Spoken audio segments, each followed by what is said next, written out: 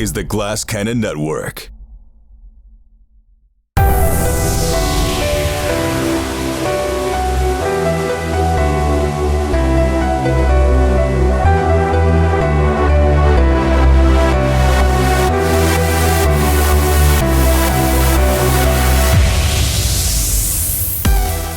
It's that time again, or is it? The time stream has gone completely haywire. You're watching the Game Garage here on the Glass Cannon, the show where we play all kinds of different tabletop role-playing games. This week, for the fifth and final episode in a mini-series, we are playing TimeWatch, the incredible game from Pelgrane Press and writer Kevin Culp.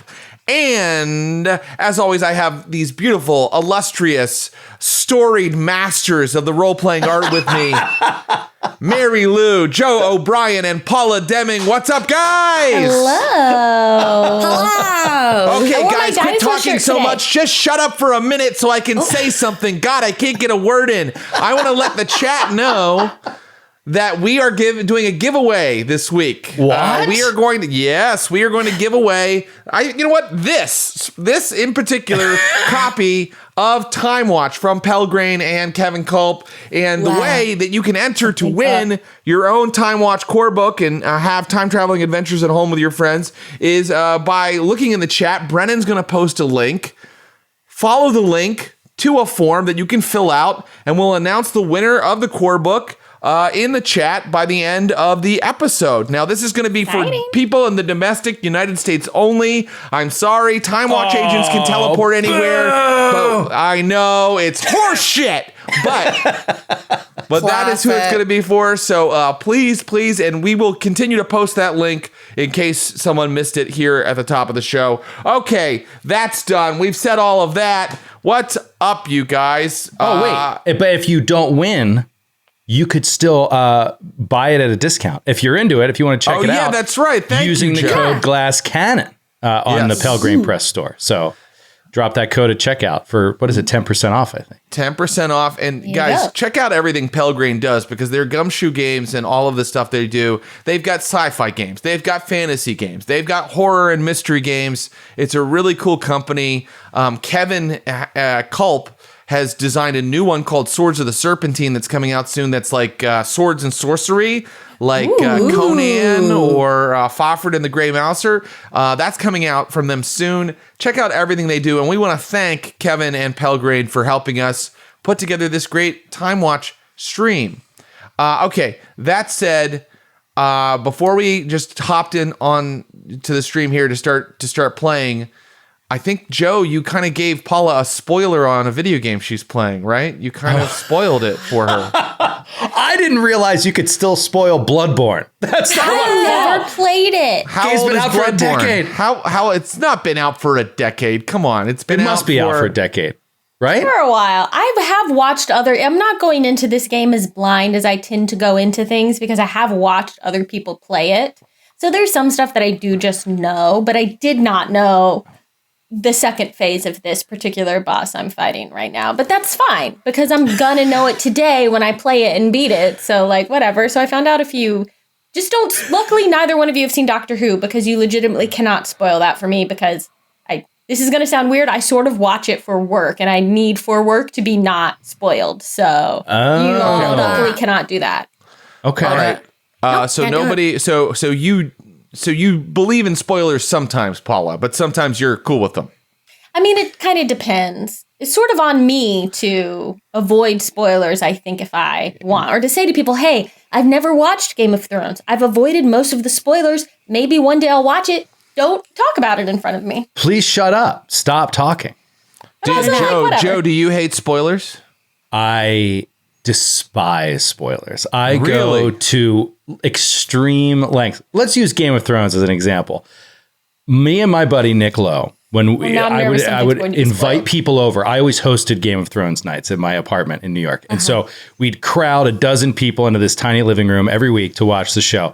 When it ended and it said, next week on Game of Thrones, I'd get up and run out of the room. You're like my mom. I didn't even want to see clips of the next episode. Yeah. That's and I radical. read all the books. I read all the books. That is but radical. I was like, You're Yeah. a radical. You're a fundamentalist anti-spoiler person. I really am. I will not watch. Militant. I will not Militant. watch a movie trailer of a movie that I want to see. Like if it's something I'm going to see anyway. Even watch a trailer? No. So like when Dune trailer came out, like 3.5 years before the movie came out, I was like at the office with the guys and they were like, the Dune trailer came out. Everybody crowds around and watches it. I put earplugs in and go on the other side of the room.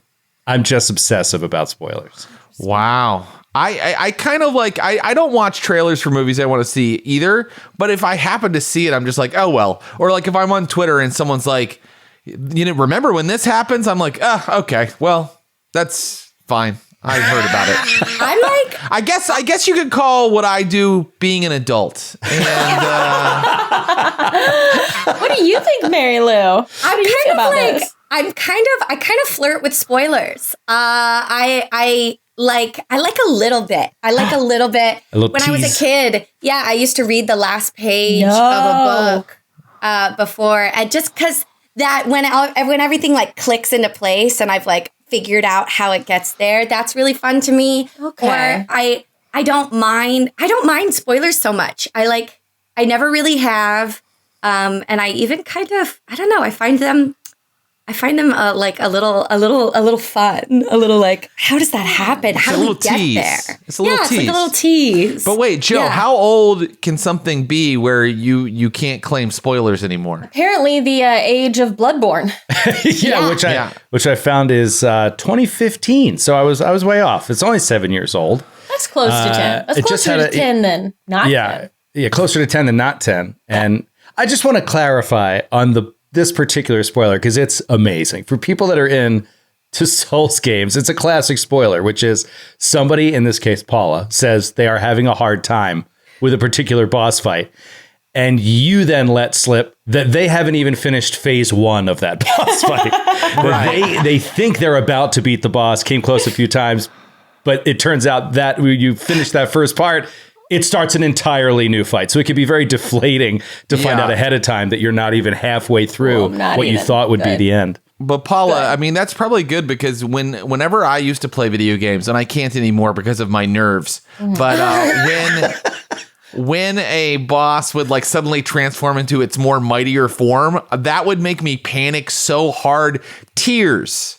You know what I mean? Like heart palpitations. My thumbs would become limp sausages, just banging. How do I make it move? Like that's why I had to stop playing video games. But anyway, You're too now invested. you're forewarned. Now you're forewarned, and Ready. you can prepare for that eventuality. You I know to not celebrate. You stopped entirely? Like you don't play any RPG or adventure games at all? Like even not intense ones? I really think video games are fascinating and loved playing them back in the day. But Before you were an adult. before I became a responsible adult and took up my responsibilities at the bank where I work. There'll be no kite flying in my household.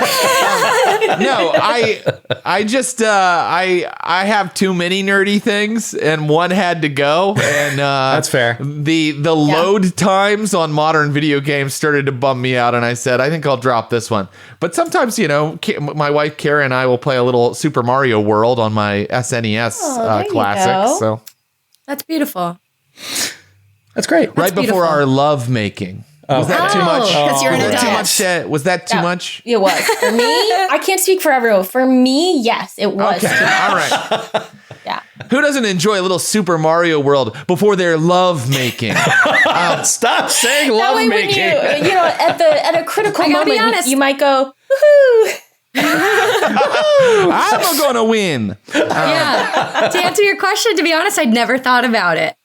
Who likes Super Mario World before lovemaking? You never thought about that? That's Crazy. so It weird, Mary Lou. Never You're crossed my mind until weird. now. Yeah, not until now. Well, I'm unfortunately. sorry I made it so uncomfortable, but that's the perfect cue to get into today's adventure. We have played. Woohoo! I'm gonna win. We've played We've played through 4 episodes of TimeWatch. It's a little mini campaign. That's what we're going to do here in the Game Garage. So this has been a perfect proving ground for that idea. And you kind of completed a case last time. Yeah, so we did. this time we'll start on a new adventure, a new case for your TimeWatch crew. Very brief recap. This crew of time travelers are part of TimeWatch, a organization that polices the time stream. Evil or criminal time travelers go back and change history. TimeWatch changes it back to the true history. These folks, Dakota Blaze, a Wild West sharpshooter, Imogene Dupree, a 1920s flapper and spy, and Captain Oswald Pate, an 1840s explorer lost at sea, have been working together to first solve the Cuban Missile Crisis, which had been thrown off course by the death of temperance activist Carrie Nation. See earlier episodes to explain that. And then they also took on a sentient evil language that had infested William Shakespeare's works in the Elizabethan era. I handled that. And now they have returned to the Citadel. They have returned to TimeWatch. The Citadel, which exists before the Big Bang, floating before time itself. And I have to tell you that when you return, there are technicians waiting for you, and you see that they are memtag technicians, the technicians that kind of abduct people from the time stream and erase their memories. Yeah. And one of them comes forward. Hey, oh, by Matt. the way, we're playing now. It started. One of them comes forward. Yes, here we go. One of them comes forward and is like, we understand there's been an infection. You'll have to have your mind thoroughly scrubbed. An infection. For the language, Language. the About tape. the black Yes, tongue. you all started speaking the horrible mimetic viral language Tapek, and TimeWatch is already aware of it when you return to the Citadel, and they need to scrub your mind of the language. Question: do we know? Have we had this done before? And do we know if it is a particularly precise procedure, or do they erase your personality? Like, you know what I mean? Yeah, Captain do we Pate- get a hard reset on our characters? Right. Captain Pate, as you're standing there, these guys are in like hazmat suits, but it's like a special hazmat suit that keeps like a big, you know the translator that you created, Dakota Blaze, in our last adventure? They're all wearing that, but a very like sleek, more advanced version of it. Like they've improved on your design a little bit. Already? Nice. Yes. Like, oh look, I made that, but then they made it better. Yes. But Captain Pate, to answer your question, has this process happened to you before? Has your mind ever been scrubbed of memories before? You don't remember it ever having happened. Right. Interesting. Great. Okay. Well, let's hold on a minute here, then. How precise is this procedure? What exactly are you erasing? Oh, it's pretty precise. I mean, we only have a margin of error of, say, 0.263018%. Dakota, is that a lot? I mean, I think it's fine. Dakota thinks it's fine. I'm like, oh, I know math now, I guess. I think that happens Science. every one in every like Science. couple That's thousand. One in every couple thousand. Oh. Yeah, okay, so because I have science, does that sound like a reasonable margin of error? These guys are going to go in and scrub your memory. There's no way that is a precise science. Memory is a fluid thing. Even in TimeWatch's Citadel, which has access to the most advanced technology of the 40th century, they have not completely analyzed everything that has to do with the human brain. They don't know everything about it. It is a great unknowable thing inside the human body, and so there's no way that this is going to be perfect. I'm gonna say, listen, fellas. We've been doing really well so far with our minds exactly the way they are, and I can personally guarantee that we're gonna be just fine. So thank you so much for your concern, but this won't be necessary, and I'm going to use a charm and reassurance to try and convince them that we don't need this. Okay. Combo of interpersonal abilities. Well, if you're using charm and reassurance, They tell you that you'll have to take it up with your handler, Major Ashdown. Oh, absolutely. That you cannot be cleared for R&R until you have done it, until you've had your mind scrubbed.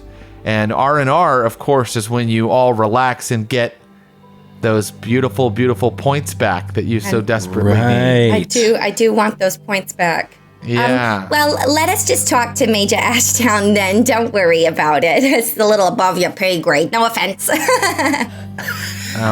So they finally nod and they leave the room, but they're not letting you leave the room. You're still in sort of this, they call it a time bay, but it's basically a room that you clock in and out of. And there are many rooms like this with like a circle drawn on the floor where you're all supposed to stand and rev up your autocront and disappear into the time stream.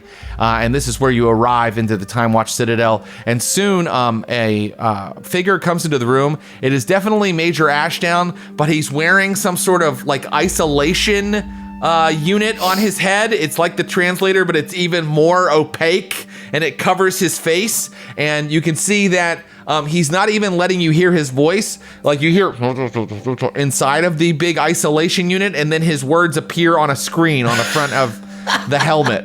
This is comical. Boy. And he says, now, agents, do your diligence and have your minds scrubbed like proper members of this community. And that's all written out. In sort of like, it looks like a scoreboard from like a high school gym. Yeah. Is that an order, Major? It is. All right, team. I can't defy an order. Okay. But I don't really want to do this. Look, honestly, We can't risk the infection getting into the Citadel. It would mean the end of time as we know it. I understand. I mean, it would be bad, and we did struggle with it a lot, and y'all almost like lost yourselves to it. So I kind of think maybe it's one of those things that we just kind of have to, we're just going to have to risk it, and hopefully we'll just all remember each other. Okay. You know? So.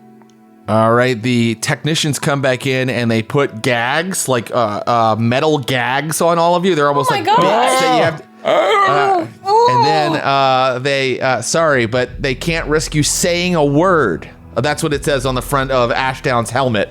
And then they take you into a room where there are these huge cylindrical canisters attached to big honking computers, and there are seats underneath the cylindrical canisters, and they tell you to have a seat in these, they look like dentist chairs. And I'll sit down. I hate this. I hate it. We'll sit down. I'll sit down. Okay. All right. Is that everybody? Yeah. All right. Very good.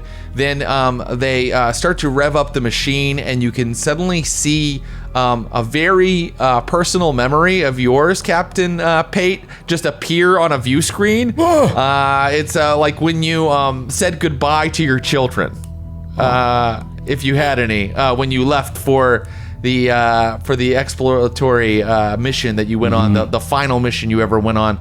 And one of the technicians sees that you're noticing that, and he kind of steps in front of the screen.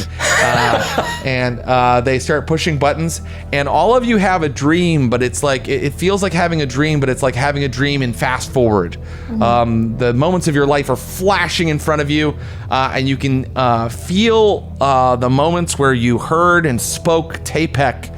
Like you can see that those moments are what is focused on, because things slow down when you get to those moments, and you go through those moments in like real time. Unfortunately, it's true that this is not a perfect process, and so I'm gonna rule, because you're gonna get R&R after this, that you can get all of your points back, okay? But you need to, in the case of Dakota and in the case of Imogene, you lose 1 point of an investigative ability. And Captain Pate, who got his Tapek up to 2, loses 2 points of an investigative ability going into this next mission. My Sorry, Tapek so was Should I also choose? 2. Should I choose it for you, or would you like to choose it yourself? I don't want to punish myself, but my TAPEC also got up to 2 because of the thing that I That's made. right. Oh, that's right. Okay, yes. So, and I'm gonna rule, since this is the end of our campaign and it doesn't matter that much, that this is a permanent loss. So it's not. So it's the ranks get lost. The ranks get lost. Yeah. Not cool. Oh. Okay. Investigative, right? Well, I think Investigative. I lose. I think because I spent so much time using my science and my tinkering to create the translator thing, that's probably where the memories had to be scrubbed with the most, like, with the least amount of precision, just to get rid of all of it. So I think I am losing both my points out of science, and now I go from 3 to 1 in science. Ooh, that's Wow. devastating. Do you have to lose 2 points from an ability, or can you spread it?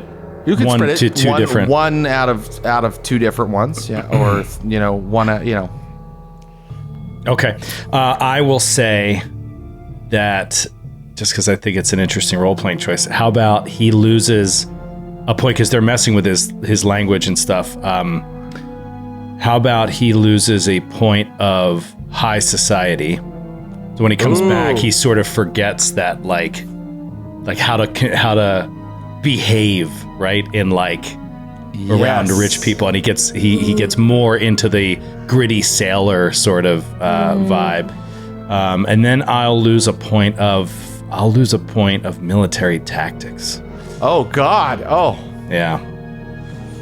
Wow. and Imogene, you only lost 1 point. What did I you only lose lost it from? 1. I think because Sorry for that. What the?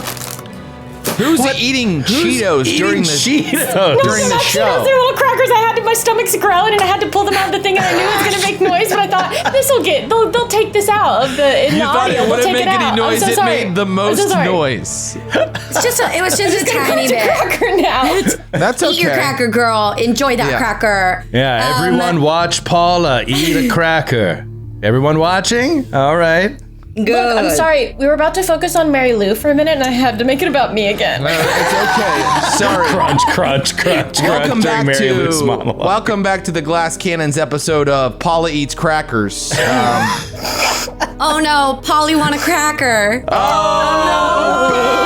Episode Good title. night, everybody. That's our show. Ladies and gentlemen, Mary Lou. Mary Lou, that's Paula very funny, wants a but it is cracker. also bullying. Okay. Yeah. All right. Yeah. Back to the Hey, Citadel. hold on a second. I want to play with the mechanics here a little bit. I would like to give Mary Lou a stitch for that, because I think you can get stitches even for great jokes around the table. I think it says it in the book. It So does. Agreed. yeah. Great Thank job, you. Mary Lou. That's a good Thank one. you. I'll take that. Paula want a cracker. And it felt so natural. It just came. It was so easy. Okay, I think because Imogene had such a rough childhood and her distant past is already so tenuous, right? She doesn't want to really remember it because it's traumatic. Yeah. That I think was already had such a tenuous hold on her memory. I think some of that is gone. So she's losing a point of streetwise Oh, wow. from growing up. Some of these are skills that are very close to the character's concept. So this memory wipe has wiped away some of your streetwise. I love that. You've lost some of the memories of your childhood on the streets of the Big Apple, Yes. Brooklyn. Brooklyn. So, you may also all erase your TAPEC skill. Thank goodness. That is Okay. gone. That goes away. Came at a cost. And after you have finished the mind wipe procedure, you feel actually really good. It's like, you know, when you have a lot in your mind and you're kind of stressed and you know one of your veins kind of pops out when you're kind of like it feels like the opposite of that. It feels like you've just had a really good back massage and you've done like a couple days worth of a transcendental meditation retreat when you get done. Nice. Nice. I'm gonna look down at my the little translator thing that I made and be like, I don't know what this is, but it looks cool. Whoever made it, man, that's pretty good. That's pretty good. And then I'm just gonna chuck it. Major Ashdown still refuses to take off his big sensory deprivation helmet, and he says to you, just to be safe, I'm going to keep this thing on. You understand, chaps. And then he says, take a week of R&R, each of you, in any time period you choose, but return to this very minute, because I already have a mission for you. Oh, gee.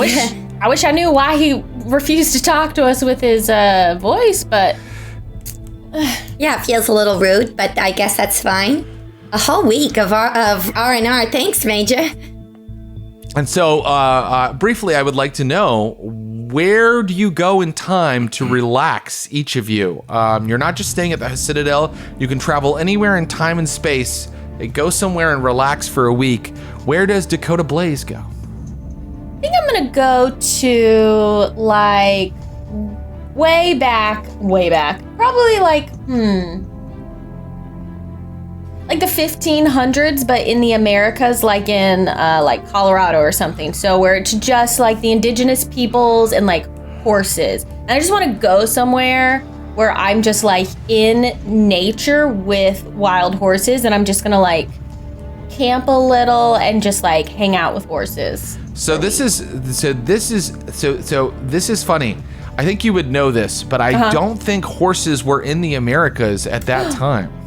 Yeah, Really? at least not in any great numbers, because horses were brought over from Europe. Were they? All right, then I'm going to Europe. Now, someone else in the chat might go, Logan, you're pulling that deep out of your asshole, and that's not actually correct. And if that's true, I mean, please have at me right now. Wait, didn't you I say just have a thing against horses. You know from my Blades in the Dark gameplay that I am pro-horse, anti-goat. Okay. Okay, then I change everything. I'm gonna go to the future, to a resort that's on like another planet that we can access that is like themed like the Old West, and it has horses. Yes. But it's all inclusive resort situation, so I can get the feeling like I'm in nature, but actually all my needs are taken care of, and it doesn't matter when or where these horses came from, because it's just this part of this resort experience.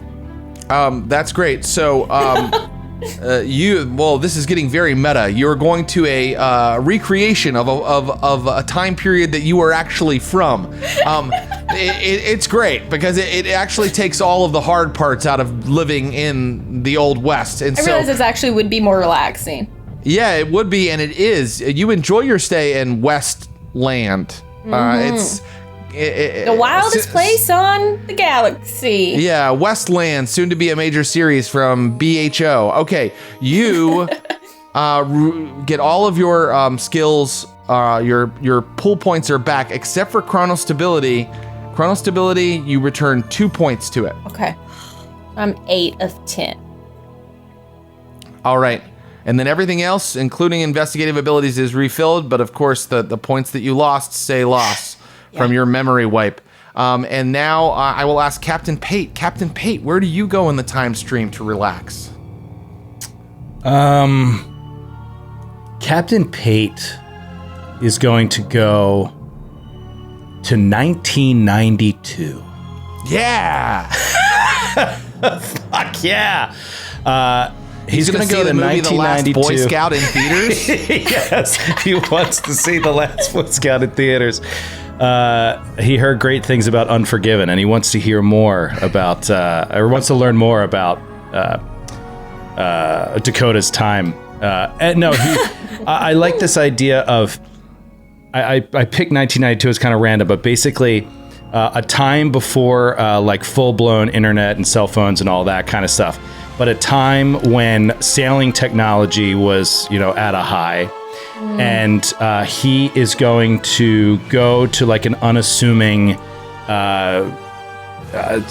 boat outlet sort of place, and he's going to purchase for himself or maybe he has one and he keeps it here in this time.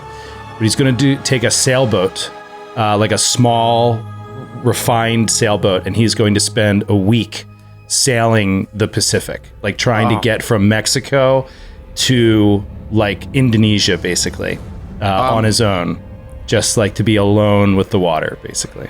Roll vehicles. Vehicles. Okay. And a picture with like 90 sunglasses, and like it's like white shorts and his boat shoes. He has an OP Ocean Pacific shirt on. Yes, exactly. A pair of clam digger shorts. Yeah. Yeah. All right. Vehicles. Should I spend points or should I just roll? You can spend points because you're about to get them all back. Yeah, so I will spend. I'll spend 3 points from vehicles. Okay. And I got a 3, so that's 6. 6. So that's a success, and that's such a beautiful way to do things that I'm going to go ahead and give you an extra point in vehicles. It goes up from Awesome. And you make it. Where did you say you were going from Mexico to Indonesia? Yeah, basically, maybe like Fiji or something. I'm not sure how long it takes. I don't know anything about sailing, but let's say Fiji. Let's say he wants to go Mexico to Fiji. Well, Fiji you Islands. make it. You make it, and you feel completely invigorated and renewed, and all of your points come back, Captain Pate. Awesome. All of your points. Awesome. Okay, and so now finally, Imogene Dupree, where do you go in the time stream to rest and relax? Well, Imogene's version of resting and relaxing is a little different from other people. So she's looking for a place where she can just let loose for a full week. And she loves a music festival. And where's the most epic music festival of all time? It's Woodstock. So she's going to Woodstock. Amazing. Okay. Amazing. To party. So she has days of peace, love, and music. She sees Hendrix play the national anthem. Oh, yeah. She rolls in the mud with some dirty hippies. It's amazing. And she may go ahead and she may renew all of her points. Amazing. Yeah, but Except for chronal stability. She takes 1 point Except of for chronal disease. stability. Oh, and Captain Pate, you and Imogene both only get 2 points of chronal stability back. I'm only at 6. Wait, are you serious? Yeah. I'm at 3. I can't even do a mission. So like, you only get 2 points of You're only chrono at stability 3? back. You can do on a full mission rest? with 3 points of chrono stability, but it'll be harrowing. Would you like to, when you return to the Citadel, would somebody with reality anchor like to help them out a little bit? Yeah, I'd love to spend a point. Actually, had an idea of something I wanted to do. Okay. And so if I could say from my week away, maybe I come back a day early. So I wanted to do some tinkering, I suppose, and fashion some sort of like locket. And I originally was going to just do it for Imogene, but knowing how hard Captain Pate also was, or maybe I've like purchased something and I'm just at this resort, I've just purchased some lockets. I mean, I'm probably not like forging jewelry, and could spin some reality anchor to like put inside the locket. I want to put like a picture that I've drawn, because I established earlier I drew pictures of my parents who I never knew. Maybe I've like drawn like a picture of like the 3 of us together, and then like included, maybe I found probably a photo of them. Well, maybe there wouldn't be one of something to represent, I'm rambling now, but something to represent who they really are. Mm-hmm. Okay, right. I've put it in there like in like a locket that they can then wear to then look at to remind themselves of who they really are when we travel. And so I think that's great, and it sounds like you're using your reality anchor. Actually, Yeah. that's not really tinkering. So how many you're points? right, So yeah. you're spending how many points of reality anchor are you spending? I'll spend a point for both of them. So they get 2 great. back. Wow. So each of okay. you gets 2 back. Now, Captain Pate, I will say that your grounded booster will is completely that renewed. makes a mission definitely possible for sure. Yeah, it makes the mission possible for you. And I'll just be like, when we get back, I'll like present and be like, I know that the last trip we took was kind of rough on all of us, and it's hard sometimes to remember like who we are and why we're here. So I made a picture of our family so you remember why we're doing what we're doing, and it's because, the three of us together are better than the three of us apart. And then, like, who you are in there. Just a little thing, and so just wear it all the time, okay? Thanks, darling. Dakota. It's very Major Ashdown sticks his head into the hallway and says, "Oh, agents, we don't have time for this effeminate sentimentality." We are past the gender stuff now, don't you know? Right. Sorry, 34th I century, remember we're from the cured. handbook that I was supposed to get up to date on that. Apologies, agent, but please step into my small area where I give you missions. Okay, we'll step in. New lockets around our neck. Thank Yeah. you, Dakota. That's awesome. Yeah. Oh, Yes. and hold on a second. Imogene, are you giving me one too? Yes. Okay, great. I don't have any cute lockets. But I'm just gonna hold your hands and look in your eyes and say, I've never felt more at home than when I am next to the two of you doing our job. Doesn't matter when, doesn't matter where. We can do this. We're a team, a family, just like you said, Dakota. Yeah. Awesome. All right, so that's great. Thank you And so much. you gain 2 more points back, right? Right. So what does that bring you up to? That brings you up to 7? 7. Yeah, 7. Major Ashdown makes British sounds. He says, "Well, you nearly bungled that last one, agents. You all became infected with a mimetic language, and we're not exactly sure that you traced it all the way back to its source and origin, but I already have another team on that. I need you on a new case." Well, we did our best. You did your best, and thankfully you saved the time stream, so kudos on that, but also you bungled it. It's complicated. I think you just like to say the word bungle. I think that as well, Major. No disrespect intended. I do indeed like to say bungle. It's true. Bungle. Bungle. Now, our next case is an important one, and I'm putting you on it because you have some experience with these types of situations. And he shows you a holographic image of a city that is completely destroyed. The skyscrapers and buildings have been completely leveled. Berlin, 1946. The Allies have dropped an atomic bomb. That didn't happen in true history. I'm sending you back to Berlin in 1946 to figure out why there's been yet another unscheduled thermonuclear war. Again? Why this keep happening? The cockroaches again. I bet it's those stinking bugs. Those bugs. I can't wait to squash them. Squash them. It worked before, it could work again. The Iziru is what we have learned that they are called. Be wary, agents. Remember, they can take many forms, impersonate human beings, and they have technologies and sciences that we don't quite understand because they come from a far future parallel time stream. So we don't have any more information or is there any research we can do now knowing that we're going probably into an encounter with the Iziru? Is there any research we can do? Sure. He says, you're all very well-trained agents. You have many skills. I'm sure you already know the things that you need to know if you think about it for a minute and look at your tether. Oh, okay. Well, here's a question that we never came up against. Last time Captain Pay fought one of these things, first of all, it said, "Good to see you again, Captain." So Yeah, he's curious right. about this.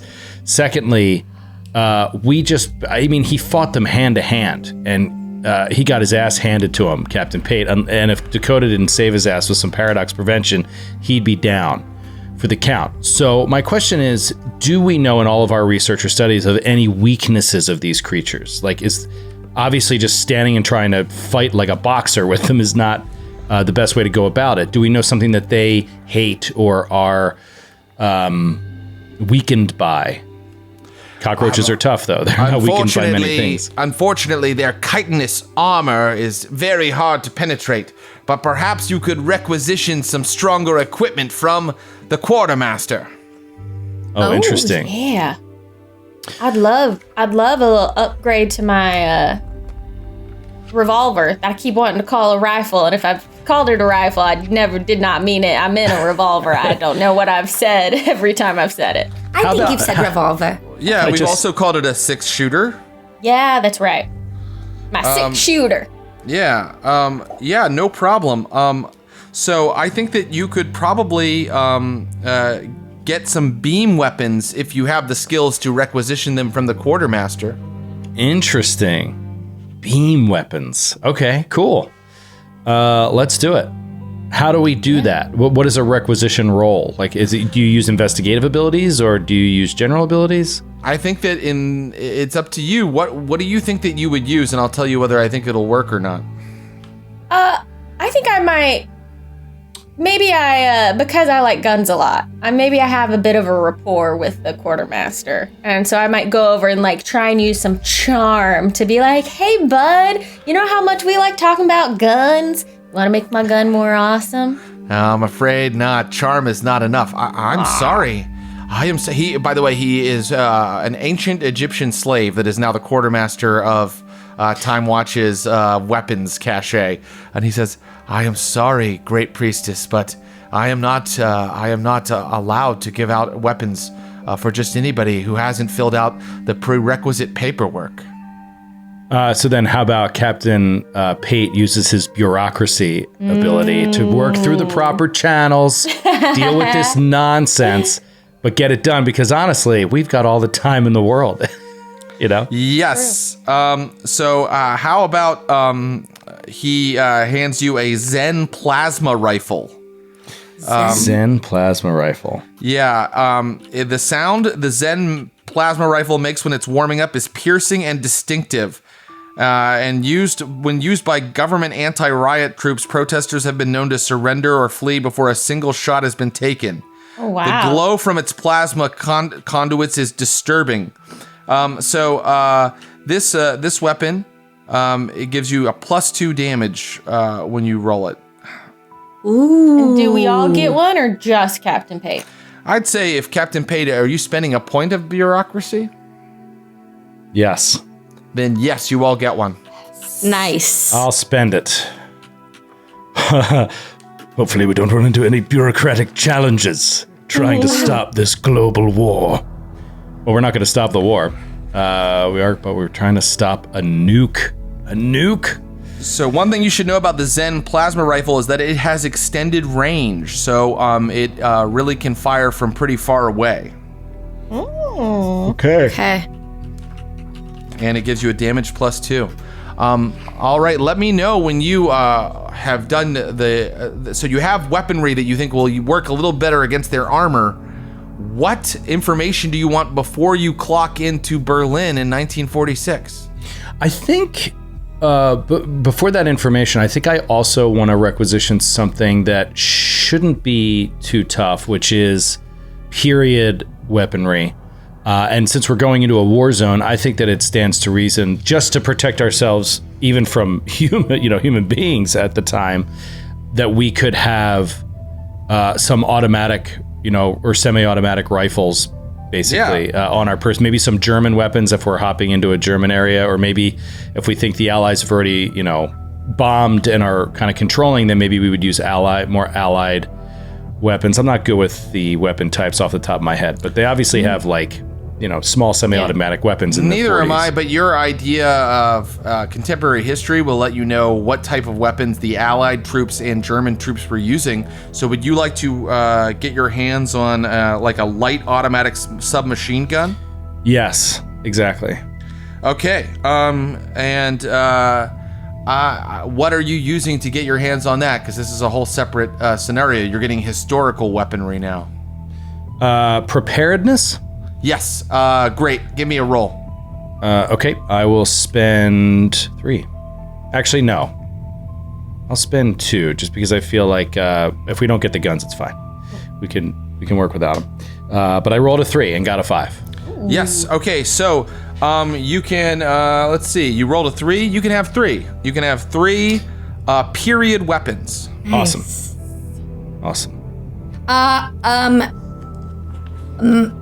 It might be interesting. Okay. I was gonna say. Okay, what I was Now gonna we're say. in my favorite phase of any role-playing game: shopping.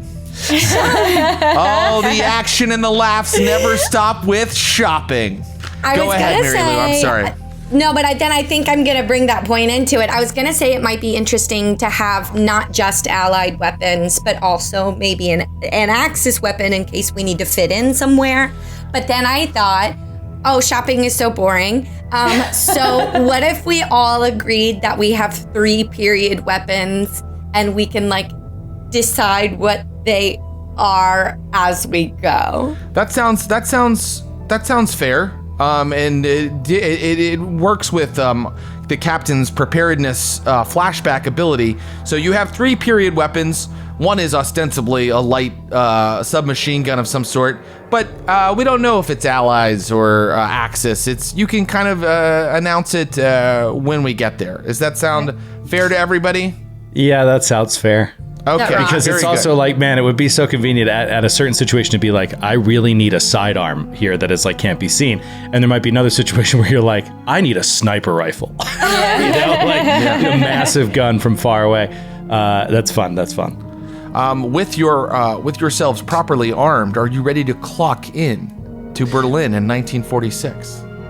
Ready. Where are we clocking in? Before the bomb dropped or after the bomb dropped? You may choose, and in fact, you don't have to go to Berlin. You could go anywhere you want. You just know that Berlin gets leveled by an atomic bomb in June of 1946. It's from the...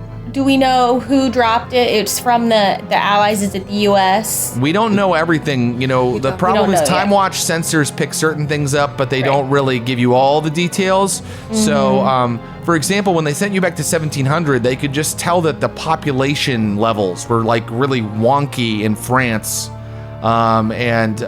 So, for example, here they've just detected a huge spike in radiation in Berlin in 1946. All right. Well, I have a thought.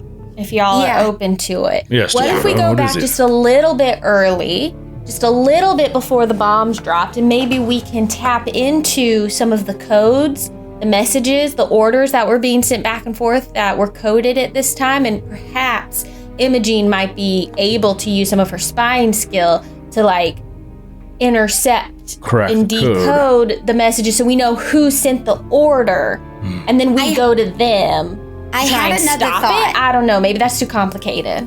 I like that thought, and I think it would be very successful. I had another thought that might be simpler.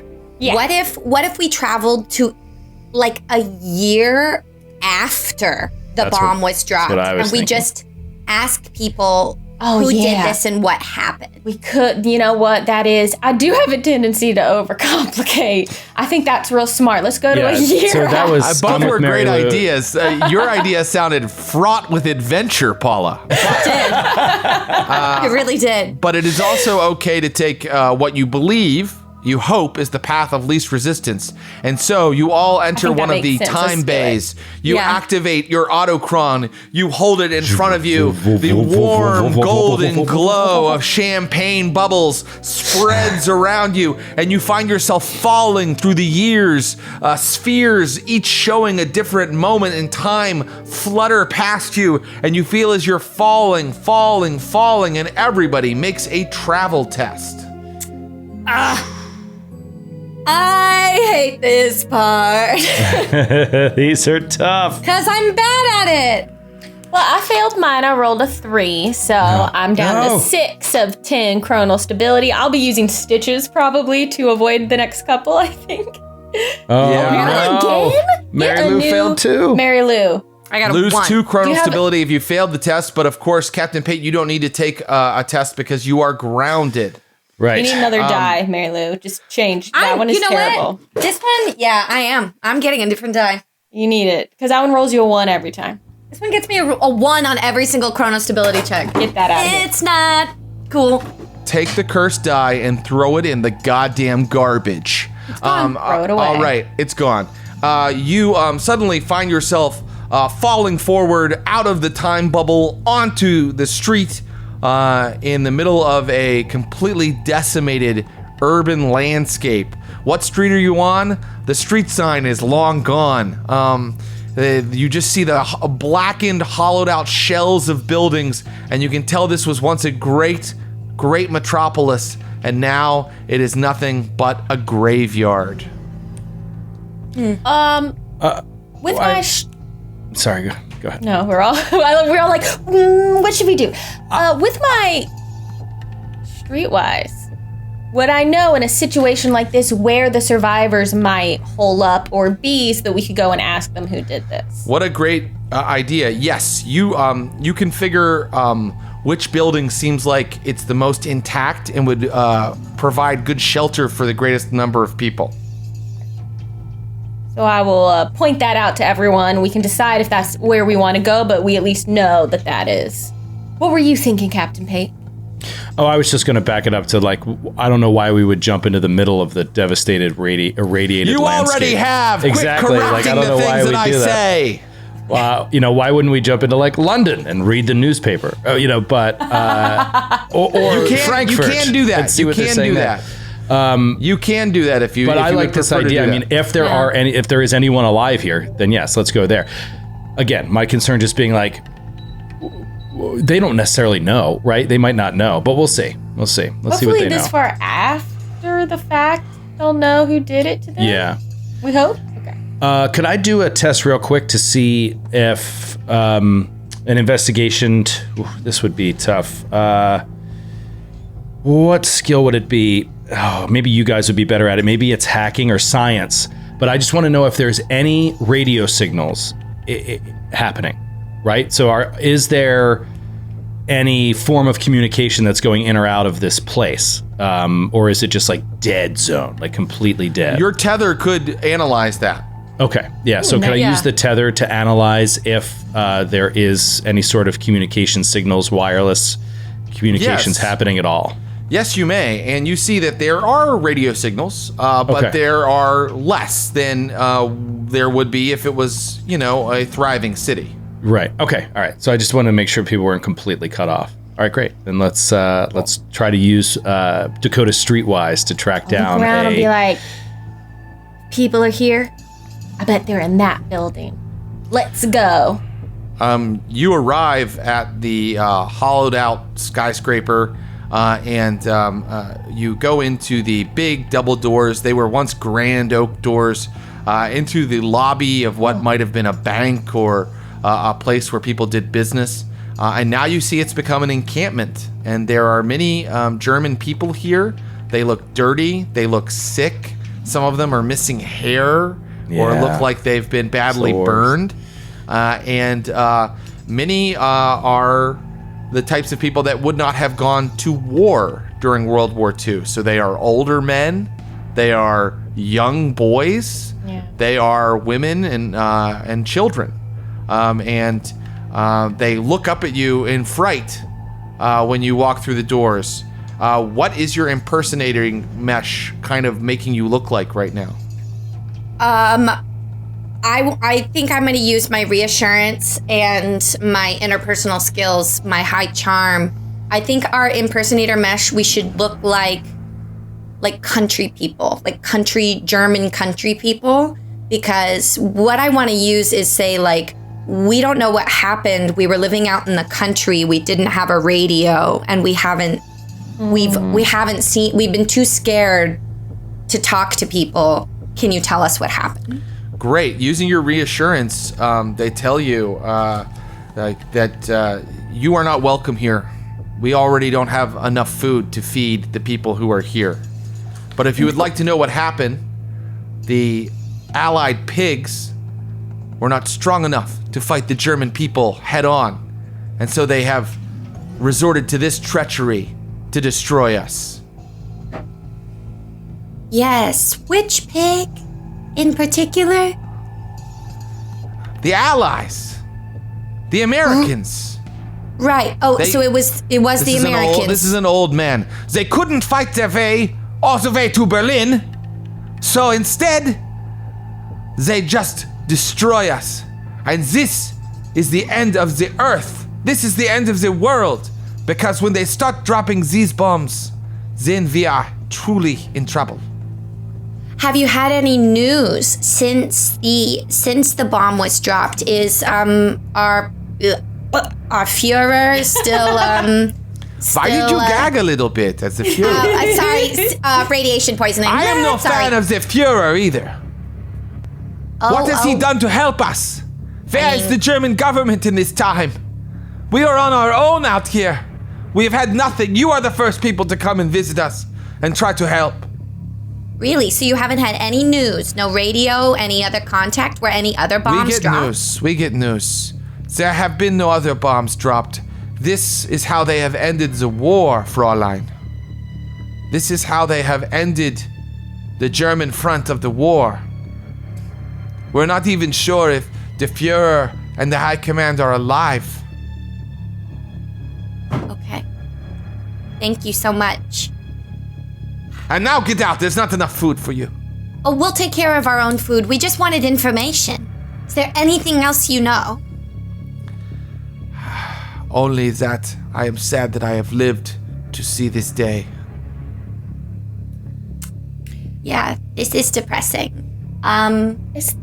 What did we learn from this, you guys? Is there anything I can do with my medical expertise to like ease a little suffering or anything? I don't know what I would have, what would be good or helpful, but certainly your medical expertise allows you to treat some of their wounds. Some of them have infections. Some of them have bad burns. Although at this point they're quite stabilized because you guys said you were clocking in like a year later. yeah. So you're able to kind of help them out for a while, and I'm going to say you now have their complete trust. I need to spend a point. What do you want from that point spend, and I'll tell you whether or not to spend it. What would you like to gain? Because you already have their trust just by having medical expertise. Just by doing it. Cool. Great. I don't know what we'd benefit from them. Do y'all have an idea? I'm happy to just like have their trust and make them feel a little better, unless y'all can think of something specific we'd like from them. I'm not sure that they know. I guess maybe rumors. Maybe if they know any rumors or, superstitions, like, because I was just asking them facts, but do they have any, like, feelings or rumors that they've heard or guesses? How about this? Did you know the attack was coming? Did they give you any warning? Smart. That's good. Yeah. A young woman says, they tried in 44 to invade. And when that didn't work, the war on and on and on. They wanted to end it, but now they've ended us. Did our government know the bomb was coming? Were there radio broadcasts, any orders to evacuate the city? Yes, right at the end. Right at the very end. But too late. Right before it dropped, but too late. I cannot leave. I cannot pull up my entire life and go out into the country. Did you hear of bombs dropped anywhere else? I believe that several were dropped across Germany. Any in Japan? I don't know. Ooh. All right. Thank you so much, and I'm sorry there's not more we can do for you to ease things, but maybe there is something. We'll do whatever we can. You've helped out some. You've kind of salved their wounds a little bit, and they trust you now. But what is your next step? All right. So next steps. We need to find out why the Allies never broke through. Yeah, Where were they held up? Something tells me 1944 is a good place to look. To know, what stopped us from winning the war that made the Allies take this incredible step. Yes, but here's my question. If we go back there, we'll be still wondering what the future holds. Whereas if we go to the future and get the military books written about this event long after the fact, we could pinpoint the moment that stopped the Allies from getting in, and then go exactly to where we need to go. Doesn't that seem like a solution? We've been running around trying to figure it out. Well, if the bugs are doing this to get radiation, like, are they even gonna, history is written by the victors, so... Are they just gonna drop more bombs in the future? Yeah, and then, like, who wrote the history text? Will it be reliable? I just don't know. I mean, I like the idea, though. What about our tether? Could our tether tell us in the actual timeline what offensive... in 1944. reached Berlin in 1944. Like, what was the name? Is there a name of that offensive? Was there a particular general? Was it MacArthur or something that, like, pushed through? Yeah, it all starts in 1944 with the D-Day invasion in June of 1944. The Normandy invasion. So they come in France. Right. They take back Paris, and then from there, is that where they pushed into Berlin? Right, and they would have been there well before 46. Right. So maybe we need to go back to, like, Normandy and just just what get went wrong? real sick watching the start of Saving Private Ryan again, and just see how it played out. Yeah. We could follow them. Yeah. We could. Yeah. Is it better to? I know we're just, like, sitting around just planning and not doing, but, like, is it better to be at D-Day in France, or is it better to be in Berlin as the offensive comes through and see what stopped it from happening? Something tells me Normandy is where we want to go. All right. I just have it's a Yes, gut because feeling. if we start to see the timeline changing based on the success of the That's true. offensive, That's real. Yeah. we can try to nip it in the bud wherever that's happening. So That's a good idea. All right, y'all have convinced me. Let's go to the beach. this is horrible. Are you actually going to clock into Omaha Beach on the date of the D-Day invasion? Yeah, I guess in, like, a freaking bunker somewhere. Like, you don't want to get in the middle of that shit. Yeah. What No, if you- we?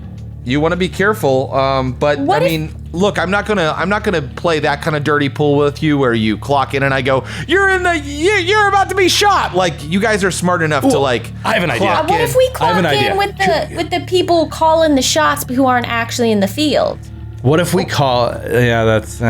What were you gonna say? I was gonna say, what if we clock in to our gear is like we are a paratrooping group that is going behind the lines, because that's what they did. They flew in, they dropped paratroopers behind the line, and then they had to connect with the beach insertion. So if we drop from there, we'll be a little bit safer, and we can see if the invasion comes through that way. Plus, we get to jump Yeah. out of a plane with a parachute.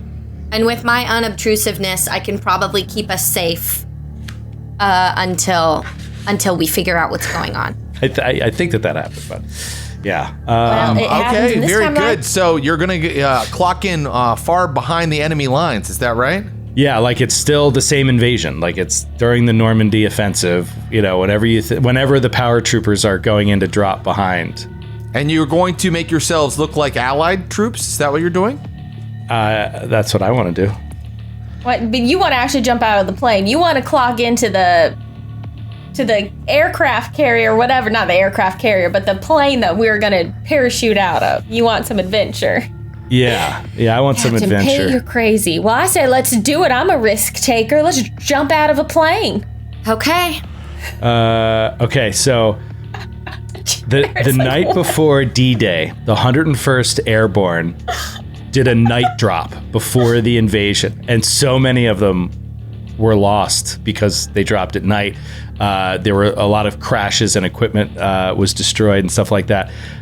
They were supposed to secure 4 causeway exits behind Utah Beach. So yeah, this is what I'm saying. They dropped in behind. So like, let's see if the Allies reach, and if they don't, we know something's up. I don't know. It's fun. It's weird. I don't know. All right. We're Okay. jumping out of a plane, I think, Jared. Okay. Because we get method with our time travel. You adjust your impersonator meshes. You pull out your Otacron here in a dusty, blackened alleyway in Berlin, 1946. You activate your Otacron and you shift through time. Give me travel tests to go back to, I believe you said June 5th, 1944. Is that right? The day before? Or do you want to land on D-Day? The day before, because we're going to jump out of the plane like we're paratroopers going behind enemy lines, I think. I'm not sure the exact date, but they dropped in before D-Day in a night drop behind enemy lines. A stitch to not have to make this travel test. Very good. Did anybody Can I spend a stitch retroactively? Haha, no. No. Okay. No, again. Why is it that same die? I have 6 of the same kind of die, Well, so it's a that's different the one. It's not the problem. unlucky The problem one. is the dice model, not Yes. the particular die. It's the model. You're probably right. All right. You are you clocking into the middle of the air so you can actually parachute down? Yeah, and let's have allied weapons. And we clock in like all geared up. Okay. You suddenly clock into the I would say hundreds of feet above the causeway that would have been cleared by Allied troops. Are you clocking? Be clear with me. Are you just clocking into the air and parachuting down on your own, or are you clocking into an Allied plane in order to parachute alongside Allied soldiers? What exactly is your target landing spot? The plane, because we can listen to the soldiers and see if they have any new If anything information that else we is didn't know funky before. or different beforehand. You clock in and there is no plane. It's not there. It's supposed to be according to your tether, but you are free falling through the air, and there is heavy rain and lightning bashing. Thunder shakes you as you fall. You can try to release your parachutes right now because you did think to bring parachutes with you. Let's say let's have a preparedness roll from Captain Pate. Preparedness roll Don't for fail us, parachutes. Captain Pate. That sounds like a 3 spend. Okay, parachutes. And I rolled a 5, of course. So I got an 8. Nicely done. Your parachutes deploy, but the wind is blowing so strongly that it's threatening to bash you against the rocks below. You can see little lights, but barely, because the cloud cover is so thick here, and the rain is falling so heavily that you feel like you're losing control of your parachutes. Each of you needs to make an athletics roll in order to not be smashed by the gale force winds that are buffeting this area. And we will find out if you succeed when we come back from this commercial break. Commercial? We're gonna go on a little word from our sponsors, and we'll come back and we'll see if any of our agents died in a horrible parachuting accident over in 1944 France. We'll be right back with TimeWatch in the game garage on the Glass Cannon. We're back. It's France, 1944, and our 3 time agents have just tried to jump out of an airplane, but the airplane wasn't there. There was supposed to be a plane here. There were supposed to be Allied paratroopers dropping into this area, but instead all you found is a raging storm that threatens to scuttle your parachutes and smash you into the earth below. Parachuting, it's an art form. It's not recommended that you do it in the middle of a hurricane, and so I have asked for athletics rolls from each of my time agents, and I would like to know, how many points are you spending, Dakota Blaze? I'm spending 3. I'm also hard to hit. I don't know if that helps in this scenario or not. It does not. It only increases your hit threshold. What about you, Captain Pate? How many points are you spending? I'm going to spend 2 points on this. Okay. And then how about Imogene Dupree? What are you spending? I spent none. I spent absolutely none. I don't know why. I was just felt like we're going for it, but I got a 6. All right. Amazing. So we got a 6. And how'd you do, Captain Pate? A 5 for a total of a 7. Ooh, we are so good at jumping out of non-existent planes. Yeah, you we are. You guys managed to You guys managed to keep control of your parachutes, but barely. Your landing is hard, and you are farther away from each other than you had initially planned. So you're kind of on your own for right now. You are near the causeway that was supposed to be kind of opened by allied paratroopers, but there are none here. Up ahead, you can see a truck with ostensibly German infantry inside of it. But there is no one here but you three little chickens. What would you like? Oh, and the rain is pouring down in buckets. What would you like to do? Can I change my impersonator mesh to look like German? Certainly, especially infantry. you can, because you have a disguise of 8 in the booster. Don't I know you? Yeah, I super do. I'm gonna use that to my advantage right now because I know that my team, we're on our own. My don't I know you is so, my disguise is so high. I'm gonna go see if I can weasel out some information maybe from these infantrymen. Okay. What about Captain Pate? What are you going to do?